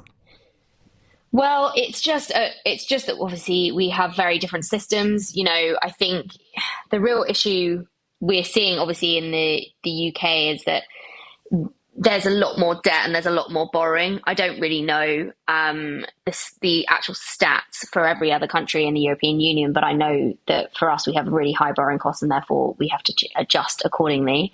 But yeah, I would say, something I would want to just say quickly as well is that the support, if you're someone listening to this and you're thinking, I've got a lot of credit card debt and that this 10% cap would be really good for me, don't forget that there is free confidential help that exists and works right now. Charities like Step Change, Citizens Advice and National Deadline can help you if you're in a position, and it can do things like if you are really worried about your debt and you think that this cap would be great for you, you can have a look at conversations with Step Change, Citizens Advice, National Deadline and others to help you prioritize your debt, negotiate with your credit card providers, because sometimes you can negotiate those interest rates down, or even freezing the interest in some cases, and build a realistic repayment plan. That would be my suggestion to anyone listening if they fall into the camp of feeling like the reason they're pro this is purely because they are in a lot of debt. That would be my practical advice. I'm going to ask you a question which I'm not sure you can answer, but I'll ask it anyway.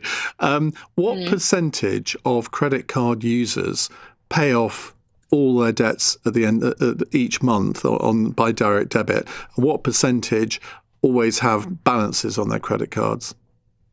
Ooh, that's a tricky one. I think off the top of my head, I would say a large share must be paying them off. I think it must be around the 60%. The last time I was looking at data like this, it was around 60% of people that pay off their balance in full, which is what you were saying, banks don't make money off of people doing that.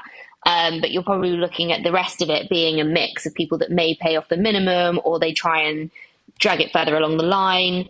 In the UK, hopefully we have a lot of financial education and literacy, supported literacy, to help people understand that credit cards are not there to plug gaps in their income. But yeah, there is some data to suggest that almost 40 to 50% of borrowers don't pay off in full, and therefore might be paying minimum and then ending up in a lot of debt, which they're not able to clear down. So yeah, I think it's definitely something that would be interesting to keep a track of. In the UK, I don't think we would bring anything like that in. But I think the main reason for bringing in a 10% cap on credit cards might sound like a good idea, but actually it might end up stopping the banks from lending, which could be really disastrous for many people. Do you think that our problem with credit cards, not everybody has a problem with credit cards, but many people do, is it a reflection of society where we've become, so materialistic, and if we want something, we want it now? My mother would have always say to me, well, you've got to save up for it, which is good advice. And I'm thinking, but I've got a credit card. I can pay for it now. And I know. I think it's almost a disease, isn't it? Yeah, I think social media has a lot to answer for in that respect. Is we're looking at everyone's highlight reel on a daily basis and thinking, right, how do we achieve that now? And years ago, if you wanted something that was in a magazine, you had to probably wait until the weekend, or you had to go out and withdraw your money and then go to a shop that might have the same jeans as that were in the magazine, and you purchased them and you really thought about it. Whereas now, social media with links like Shop LTK and things like that, you can literally see an item of clothing on a celebrity or on anyone online and have it sent to you within 24 hours. Like, it's just, everyone is able to get anything they want so quickly that I think we feel the need to keep buying because of the pressure from social media and online. And therefore, to plug gaps in our income where our income isn't matching the lifestyle that we want, we then lean on credit cards, which can be really dangerous. And I think there's a lot of debt as well that's being angled at the next generation, like buy now, pay later, has a very young kind of pink look to it. And that can push people into buying things they can't actually afford, which I think is really dangerous. Thank you very much indeed. That's Abby Foster there, LBC's personal finance expert. So do you think that Donald Trump's onto something here, or do you agree with our first texter there that he thinks there's a little bit more behind this than just being benevolent to consumers? It's because he wants to revive the, in his words, failing American economy. He's doing it from January the 20th because that's the first anniversary. So it's almost, he's billing it as a present to the American consumer.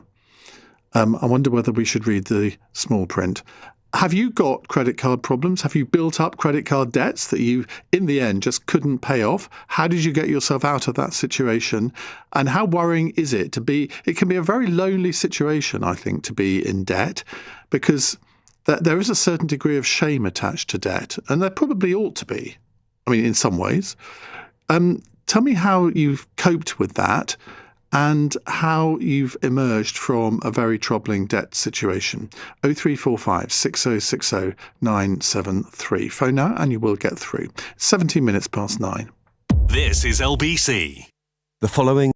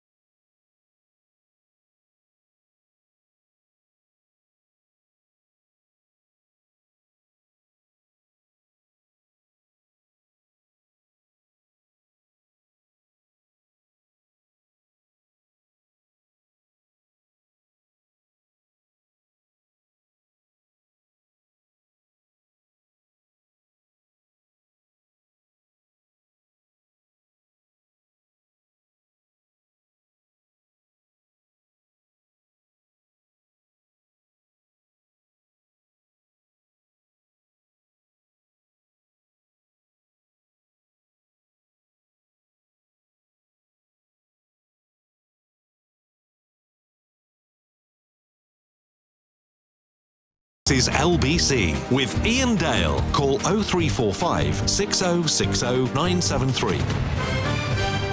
18 minutes past 9 on LBC. We're talking about personal debt, particularly credit card debt. How debilitating can it be when you can't afford to pay off the monthly repayments for months and months, sometimes years on end, and your interest sort of rises accordingly with the APR, which, as we've just discovered, can be, 20, 30, 40%.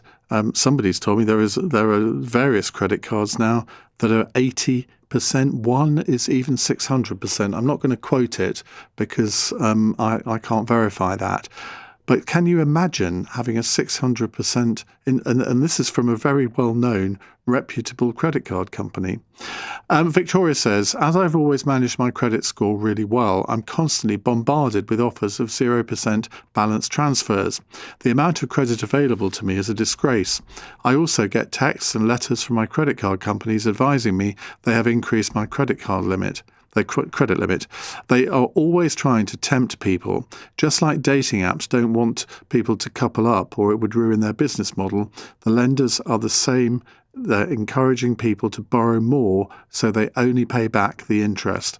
I feel smug at the fact that I use them to my advantage with the 0% rates. Also, they tend only to offer those to good payers. I think is a lot in what Victoria says there. Let's go to another one, which is from Alicia. I don't use that kind of product. I don't use credit. I don't borrow money from banks and I don't buy things on credit. I choose to buy only what I can afford. I'm afraid of becoming somebody who is enslaved by the ease of credit. But I understand that nowadays people have to use it, especially families. What I think is this. If its purpose is to make life easier for the people who use it, why is it so unpleasant to have? For me, it should be a product only for necessary things like a home. I'm in this day and age, I'm constantly surprised by the number of people that don't actually have credit cards or even debit cards. I don't know how you can exist in the modern day society without those facilities. Some people still don't even have bank accounts. All sorts of reasons for that. But I'm wondering how in our society in 2026, how can you exist without using a credit card? It must be incredibly inconvenient. So if you'd like to phone me about that, as well as your problems and woes about having got into debt beyond the kind of debt which you probably can never think you'll ever be able to pay back, 0345 6060 973. Andrew is in Trowbridge. Hello, Andrew. Hello. Sorry. Caught me on hop then. I'm just using this as an opportunity to remind people there is such a thing as a credit union. And they do, I'm borrowing some money myself at 5.25%. So it's a good deal. And they also provide quite a lot of help for people in financial trouble. Just explain what a credit union is. It's like a voluntary bank, more or less, supported by the government. And they have they don't have actually high street branches, not really. But Wiltshire's got one. Lots of unions have them. They're sort of all over the place. You can hunt them down on the internet quite easily. And do they provide credit cards? Not actually a credit card. They'll do you a loan. Right. You got to sign up to them as a member and provide a little bit of savings before you can, just to prove that you can actually pay stuff off, and then they will offer you a loan, depending on what you want it for. They're pretty good. So in a sense, it's still a kind of credit card, even though you're not paying it back in the same way. You're still borrowing money for something which you wouldn't be able to afford normally. Yes. Say your washing machine broke down, or you need a new fridge, freezer, or in my case, I'm having a car. You can borrow the money for that specific item, and You're not going to just walk into a shop and then spend £10 here and £20 there, and I like that dress, I'll have that for 120 quid. At the end of the month, you wonder, well, how come I've just spent £5,000 on my card? You can't do that. You have to have a specific reason to borrow the money. I suppose the advantage of a credit card in those situations is that you do have consumer rights attached to it, consumer protection in a way that you wouldn't if you're borrowing money from a credit union and then just spending the hard cash. True. On the other hand, like I said, you need to have a specific reason. You don't just do it on the spur of the moment. And I mean, are there any other advantages to it? I mean, do you have credit cards yourself? I do have a credit card. I think I've got about 30 quid on it at the moment. Don't you spend it all at once? No, no. Thanks a lot. No, I mean, I'm very fortunate in my position in life at the moment, so I'm not burning through money like you would believe. Have you ever been in a situation where you felt that your personal debt has got out of control? I've got to the point where I was thinking, how am I going to pay for this? And that was a good old credit card doing that. But I managed to get on top of it in the end. How? The credit union. They gave me the money to pay off the card, right, and I could pay them off at a much lower rate and easier terms. Which is completely logical, isn't it? Because if you can get a lower rate from a credit union than you're paying on your card, which is almost inevitable, I guess, it makes total sense to do that. Well, it was a difference between 27.5 and 5.25. Yeah. So even my limited mathematical ability can calculate that one. Yes. It goes down a lot quicker. Do you think we're overly reliant on credit cards in our society now? Because in other European countries, they don't hand credit cards out willy-nilly. They're not in use in the same way that they are in this country, and they have not graduated to what we are moving towards, which is a cashless society. I think part of the problem is that a credit card looks like cash in a lot of people's minds, and you just spend it as though you were spending cash, not realising what you're doing is you're building up that debt. Because if you're paying out cash from your pocket, you keep track of what you're doing. But if you're putting on a credit card, oh yeah, I'll have a bit of this and I'll have a bit there and a bit there, and it really does build up very quickly. Okay. So, yeah, it's an attitude of mind for the entire country. Basically. Well, I think that is absolutely true, and I think we've got it into our national psyche that credit cards are good, and that we shouldn't really worry about them too much, but that you don't worry about them until you have to. And I think too many people have got themselves into that situation. Some people through no fault of their own because they've fallen on hard times, and it's the only way to keep the family home together, the family budget on track. And actually, in some cases, it's the only way that they can actually feed their family. Certainly in the short term. Up the credit unions. Yeah, well, I think you've done us a service, because I doubt whether, I mean, I've heard of the phrase credit union, but if you'd actually said to me before you explained it to me, Andrew, what they were, I'm not sure I would have had given a very eloquent answer. Yeah, they're a very simple, user-friendly way of actually getting yourself out of a hole if you're stuck in one. OK, Andrew, thank you very much indeed for your call, 0345 6060 973. Joe says, I think it wouldn't work for what Donald Trump is suggesting. When I first got a credit card, I did go a bit overboard. After reading into it, I found a way to only spend a third of it, and which it's making me feel better. I just had to work my backside off to get out of it and adjust my lifestyle.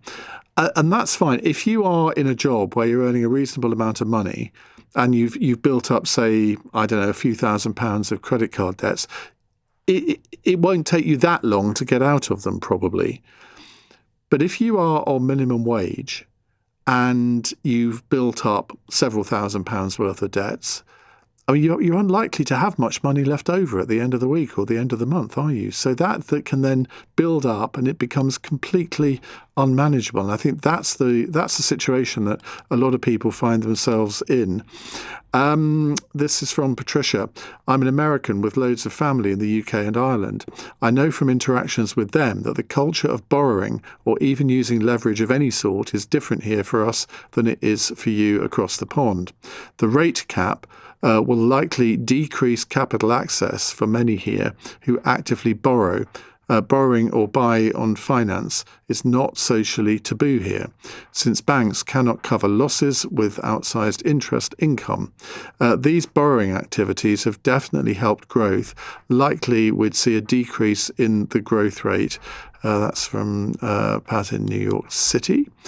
And another one here. Says, it's from Archie in Inverness, some of us aren't rich enough to have credit card debt, Iain. No one would give us credit in the first place. How the other half live? Well, look, there are always going to be people in society who are not going to be eligible to get credit cards. I completely accept that. I understand that. But for those that do have credit cards and then find themselves in huge amounts of debt, that's really what I'm trying to investigate in this hour. How do you get out of it? Now, I must admit, I'm going to let you into a little secret here. I thought that we would be bombarded by people, just like if we do a phone-in on alcoholism, what's it like to live with an alcoholic? You get huge amounts of calls coming in from people with that experience. And I assumed that that would be the case with debt.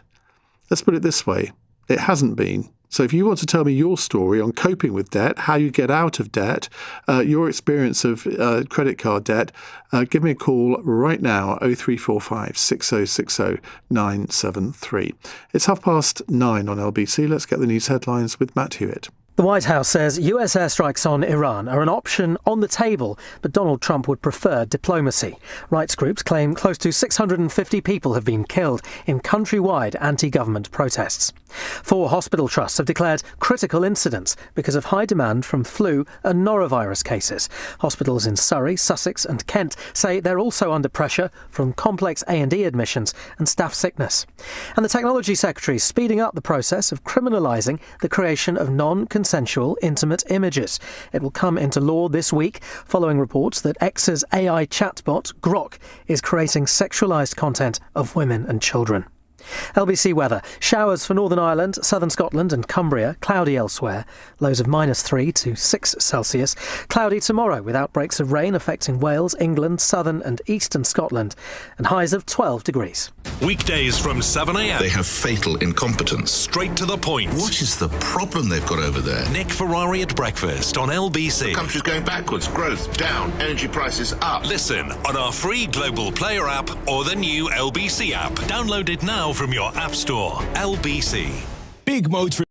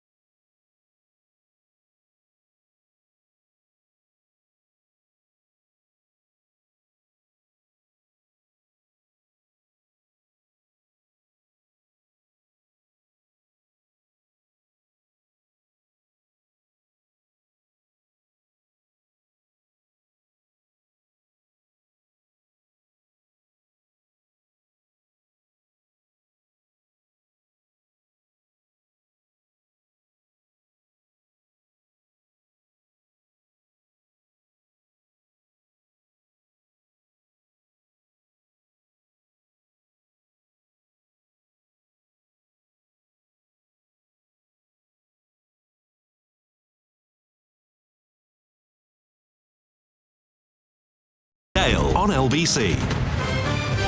9:33 on LBC.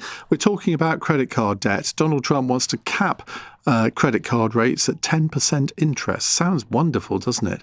But there are consequences to that. What's been your experience with credit card debt? 0345 6060 973. Matt says, I have £20,000 on 2 credit cards plus £2,000 on store cards. I pay £600 a month on minimum payments. 50% of what I pay off is interest, so it doesn't even come off the balance. I can only imagine paying them off when I retire in 15 years. When I retire, my personal pension pays out. Luckily, I earn enough to pay them at the moment, but I'm still using credit at the end of the month. My partner doesn't know. See, that's an interesting thing, isn't it? If you can't actually tell your partner, I mean, that says an awful lot. I'm not criticising Matt. I do understand it, but that there is a degree of shame attached to debts, certainly personal finance debts in this country, and I think a lot of people have a great difficulty in coping with that. I go back to that word shame that I used earlier on, and I did feel ashamed when I had £20,000 of credit card debts, and I vowed I would never do it again. Adam is a first-time caller in Haringey. Hello, Adam. Hello, thanks for having me. Hi, what would you like to say? So my experience with credit cards was first at university or shortly after university when I was attempting to graduate and move to London and get a job, etc. To the point where I racked up £16,000 to £20,000 worth of credit card debt through my own malpractice more than anything, not being able to manage my finances, not paying them off on time, interest creeping up to the point where pretty stressful. And the only way I found out of that was to use other banking products, move them to a loan that would then come out of my bank every month and be paid off in a way that felt different. It was just the psychology of the credit card, I guess, working like a debit card. It felt different in my head.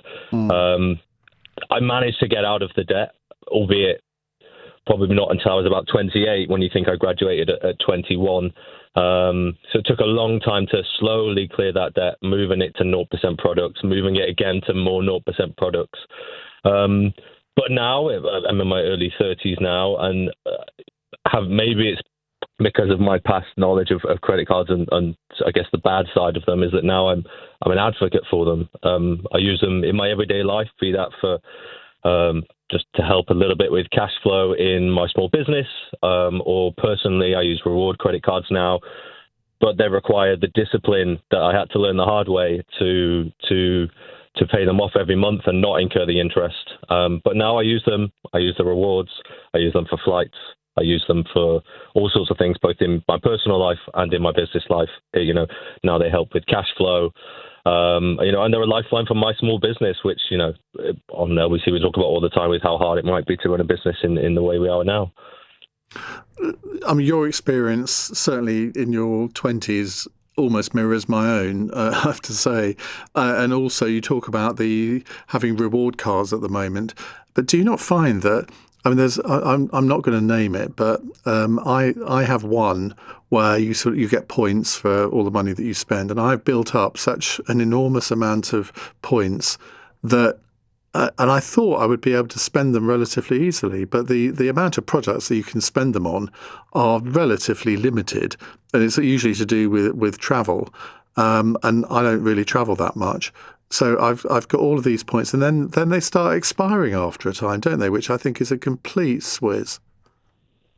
Yeah, I think I know the exact products you're saying, and I won't name it as well. But I have to say, and actually this week I was looking at how I can use that, and they are useful. I was potentially looking. I'm in a position where now I can afford to go on a holiday, and that's not too much of a stress. But which is obviously very fortunate. But that product that you're talking about for what might be £3,000, business class flights, you can maybe get them for 800, albeit, so there's but they are hard to use. And if you don't have the discipline, you will get yourself in a position that will make you very, very, very stressed. And, the ease of the credit is difficult. Even this week, the credit card that I use for my business, purely for cash flow, it gets paid off every month at 0%.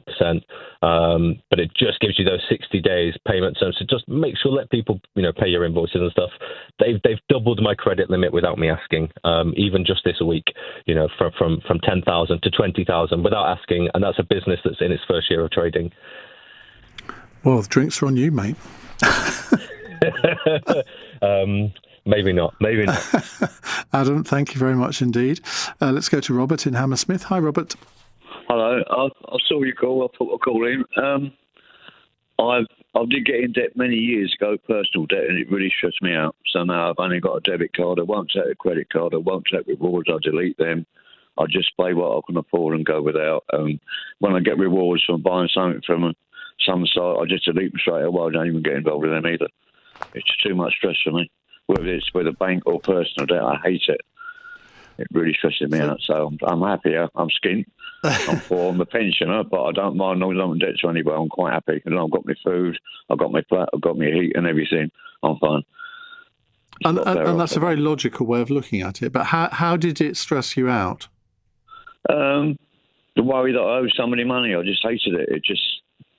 It's not happy, It's you've got to worry about getting that money together, and how to replace that money. We've got to pay for other things, and it builds up. And that was it. It was only about £800, but then it was quite a bit of money, and I didn't like that feeling at all. I just no way. It is a weird feeling, isn't it? You say you don't like that feeling. I remember exactly what you're describing there, and vowing that I would never do it again. And it's a very easy vow to break, I'm afraid. But you obviously just made a hard-hearted decision, and you're much happier because of it. Yeah, all I have now is a £50 overdraft if I need it. Sometimes I go on trip, but sometimes I don't. And that's it. It goes back to the bank. My money goes anyway, so I've got no problem. But I won't take credit or anything like that. It's not worth it. Okay, Robert, thank you. Millie says, Iain, I got into debt after my mother died early on during COVID. I wanted to be responsible, so I contacted an IVA company. While it's been difficult, I'm nearly debt-free. IVA, now I should know what that stands for. Individual Voluntary Agreement, says Chris. And in a sense, you can see why that would be a very sensible thing to do, because the worst thing that you can do is just store it up inside and not tell anyone, not seek professional advice. There are, as we heard from our guest Abby at the beginning of the hour, there are various different organisations that can really help you through a personal debt crisis, and they are well worth talking to. Fanny is a first-time caller in Cheltenham. Very good evening. What would you like to tell us? Wow. I don't know where you start on this particular topic. I have so much to say. I'm a money coach by trade. Ooh. We have actually spoken before. I'm just phoning from a different number. So I help people with their money all day, every day, and have done for the last 10 years. And credit card debt is really the bane of so many people's lives. And the fact that the government, I hadn't heard this thing about the government and wanting to cap the interest rate at 10%. Well, I'm not sure our government does, but the US government seems to. Oh, the US government. Okay. I mean, my goodness, what a difference that would make in our lives. Could I sit here and I go through with people, let's say, for instance, and these are rough figures, but they're pretty close. Let's say you owe £3,000 on a credit card and you pay the minimum payment every month. It's going to take you, this is on a bit of a dated interest rate of about 21%. It's going to take you about 26 years and 9 months to pay that off, paying the minimum payment, just on the way that the algorithm works. Because the credit card company wants to give you as much time possibly to pay off, but obviously you're going to pay the most amount of interest. If you were to look at your minimum payment today and make a deal with yourself that you're going to pay that minimum payment every month until the credit card is paid off and not use it again, it will chop that time down to about 5 years. So that's 21 years you've got left of not having a noose around your neck. But with the lack of education, the total ridiculousness of the complicatedness of all the rules and regulations around each particular credit card. They're not even regulated. They can all do different things. Also, the fact that people have switched and got a 0% here that's then run out, so they've switched that. There are actually people out there with different parts of their credit card debt being subject to different interest rates. The whole thing around credit cards is so complicated and it's no doubt, there's no it's obvious that people are going to drown in it. And along with the fact, I've had customers who have had, say, 40 grand on credit cards, not been able to pay, use something like the token payment method, which I don't know if you're aware of. No. But yet still the letters come from the credit card companies saying, we've done a check on you and you're eligible for this one today. And that poor person who's sitting there, like one of your previous guys who texted in and said that they hadn't told their partner, they think, I'll just do this, and it will get me through this period. It's like a gambling problem, isn't it? It's one more spin. Well, yes, but it doesn't have the dopamine effect of the gambling, and that's very different. So it's laced in shame, Iain, is what it is. It's laced in shame, literally. Yvonne in Hastings, you might know the answer to this. She says, who was it who said never a borrower nor a lender be? Was it Shakespeare? I don't know. But I know it's my mum that said it. Yeah. Who was it? Was it Benjamin Franklin that said money makes money and the money that makes money makes money?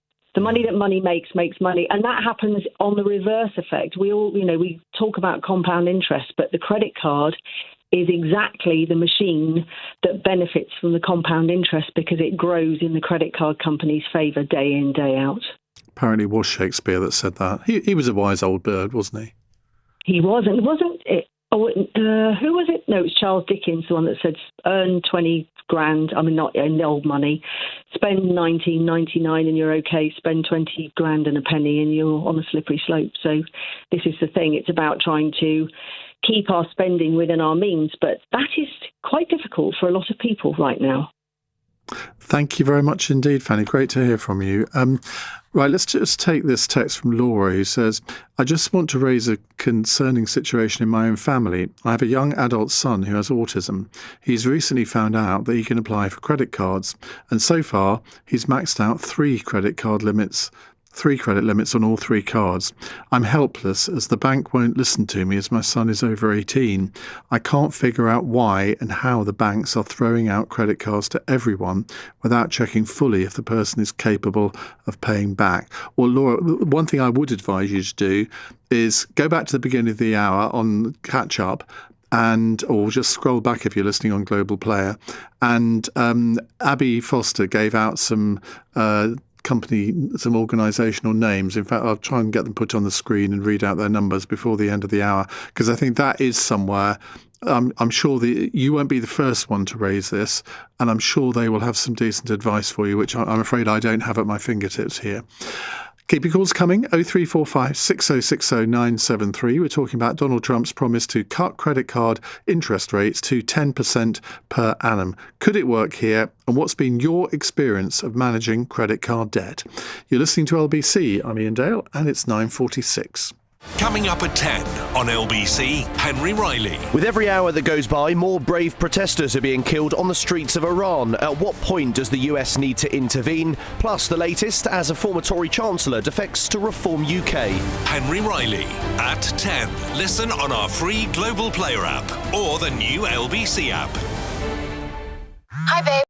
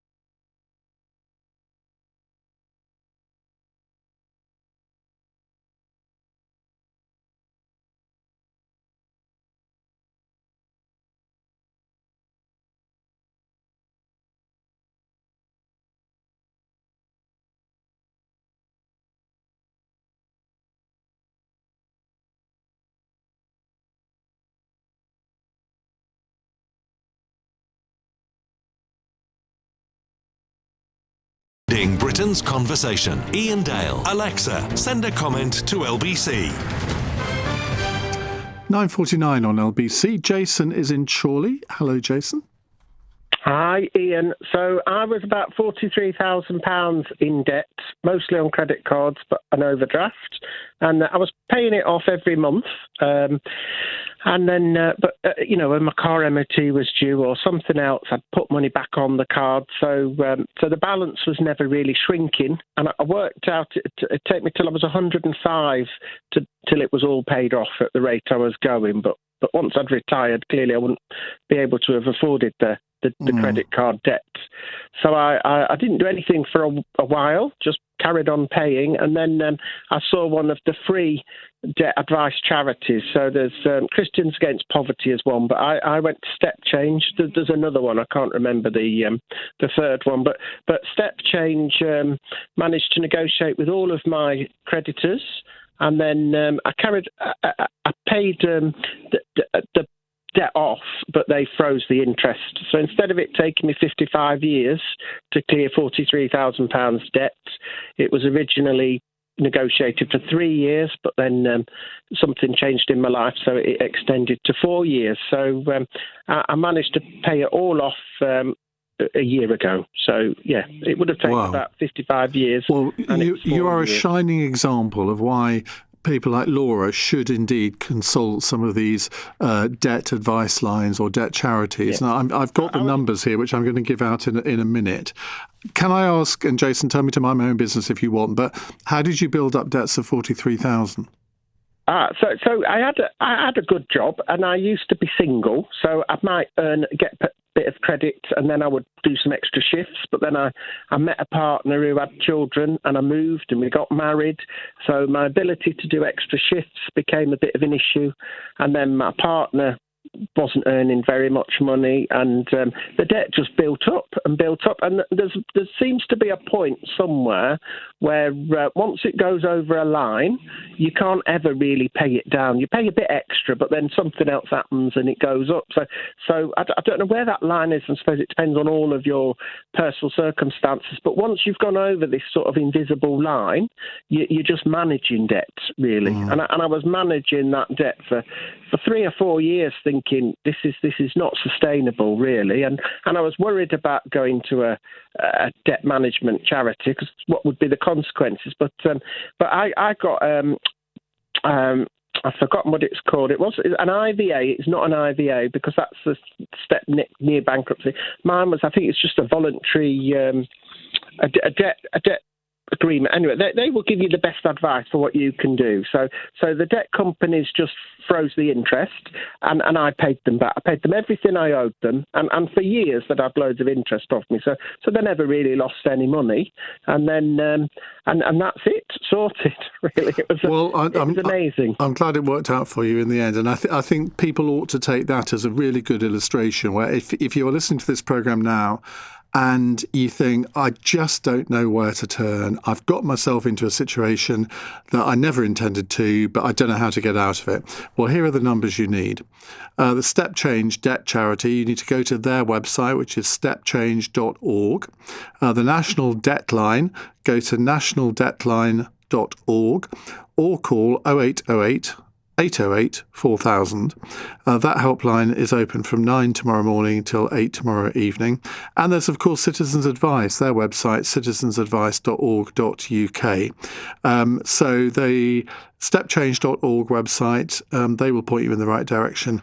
And the National Debt Line, nationaldebtline.org or 0808 808 4000.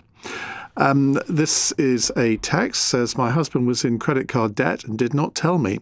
I had to find out from the mortgage broker when we were trying to buy a house together. A lot of men are very careless with credit cards and don't understand interest. They see the credit as their own money. I say this because I know a lot of my friends that their husbands are in credit card debt. I'm sure it does apply to women as well. I don't think it's just men that could get into debt. Austin's in Norbury. Hi, Austin. Yeah, hi, Ian. Lovely to talk to you again. I love your empathic and very challenging discussions. I was in debt by about 50,000 from 2001 until 2008. And like you're singing the praises of step change, and I can sing their praises because I didn't know what to do in 2001, and I paid every penny off. It was hard work, painful, because I wasn't earning lots of money. I was on a good salary, but not lots of money. And basically, they froze the interest, they wrote to my creditors, so it was really good. And I slid into debt. That was the problem. At the time, I had a friend come, and he was an accountant. And I said, I think I owe 20,000, but it was 50,000. It was a real shock. Yeah, I'll bet.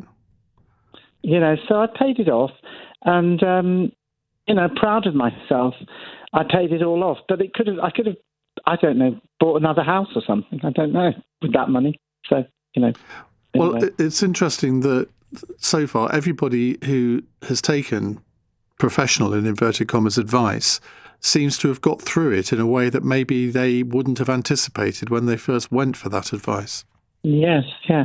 And what I want to say, Ian, before I go, is that I've had friends that have been in debt, and then they go to legal people and they charge them loads of money. I say go to places like Step Change. Yeah. The other, the CAB, there was another one. The debt advisory service. People don't need to go to solicitors and waste money, basically. But it's tough because people slide into it. I felt a lot of guilt and shame as well at the time. Austin, thank you very much. Let's move on to Harry, who's a first-time caller in Croydon. Hello, Harry. Hi, Ian. Hi, what would you like to say? Yeah, thanks for taking my call. I just really wanted to, just share my experience. So, just very quickly, I accumulated quite a lot of debt, around close to 50,000 on credit cards, through, again, changing circumstances and lifestyle changes and probably, if I'm honest, some poor decision making on my part.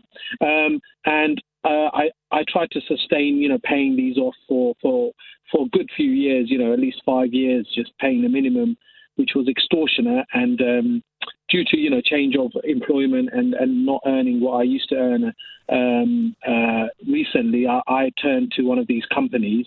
And I just wanted to sort of let other listeners know that there are companies out there such as Step Change and PayPlan who will put a payment plan in place for you and contact the creditors to freeze the interest.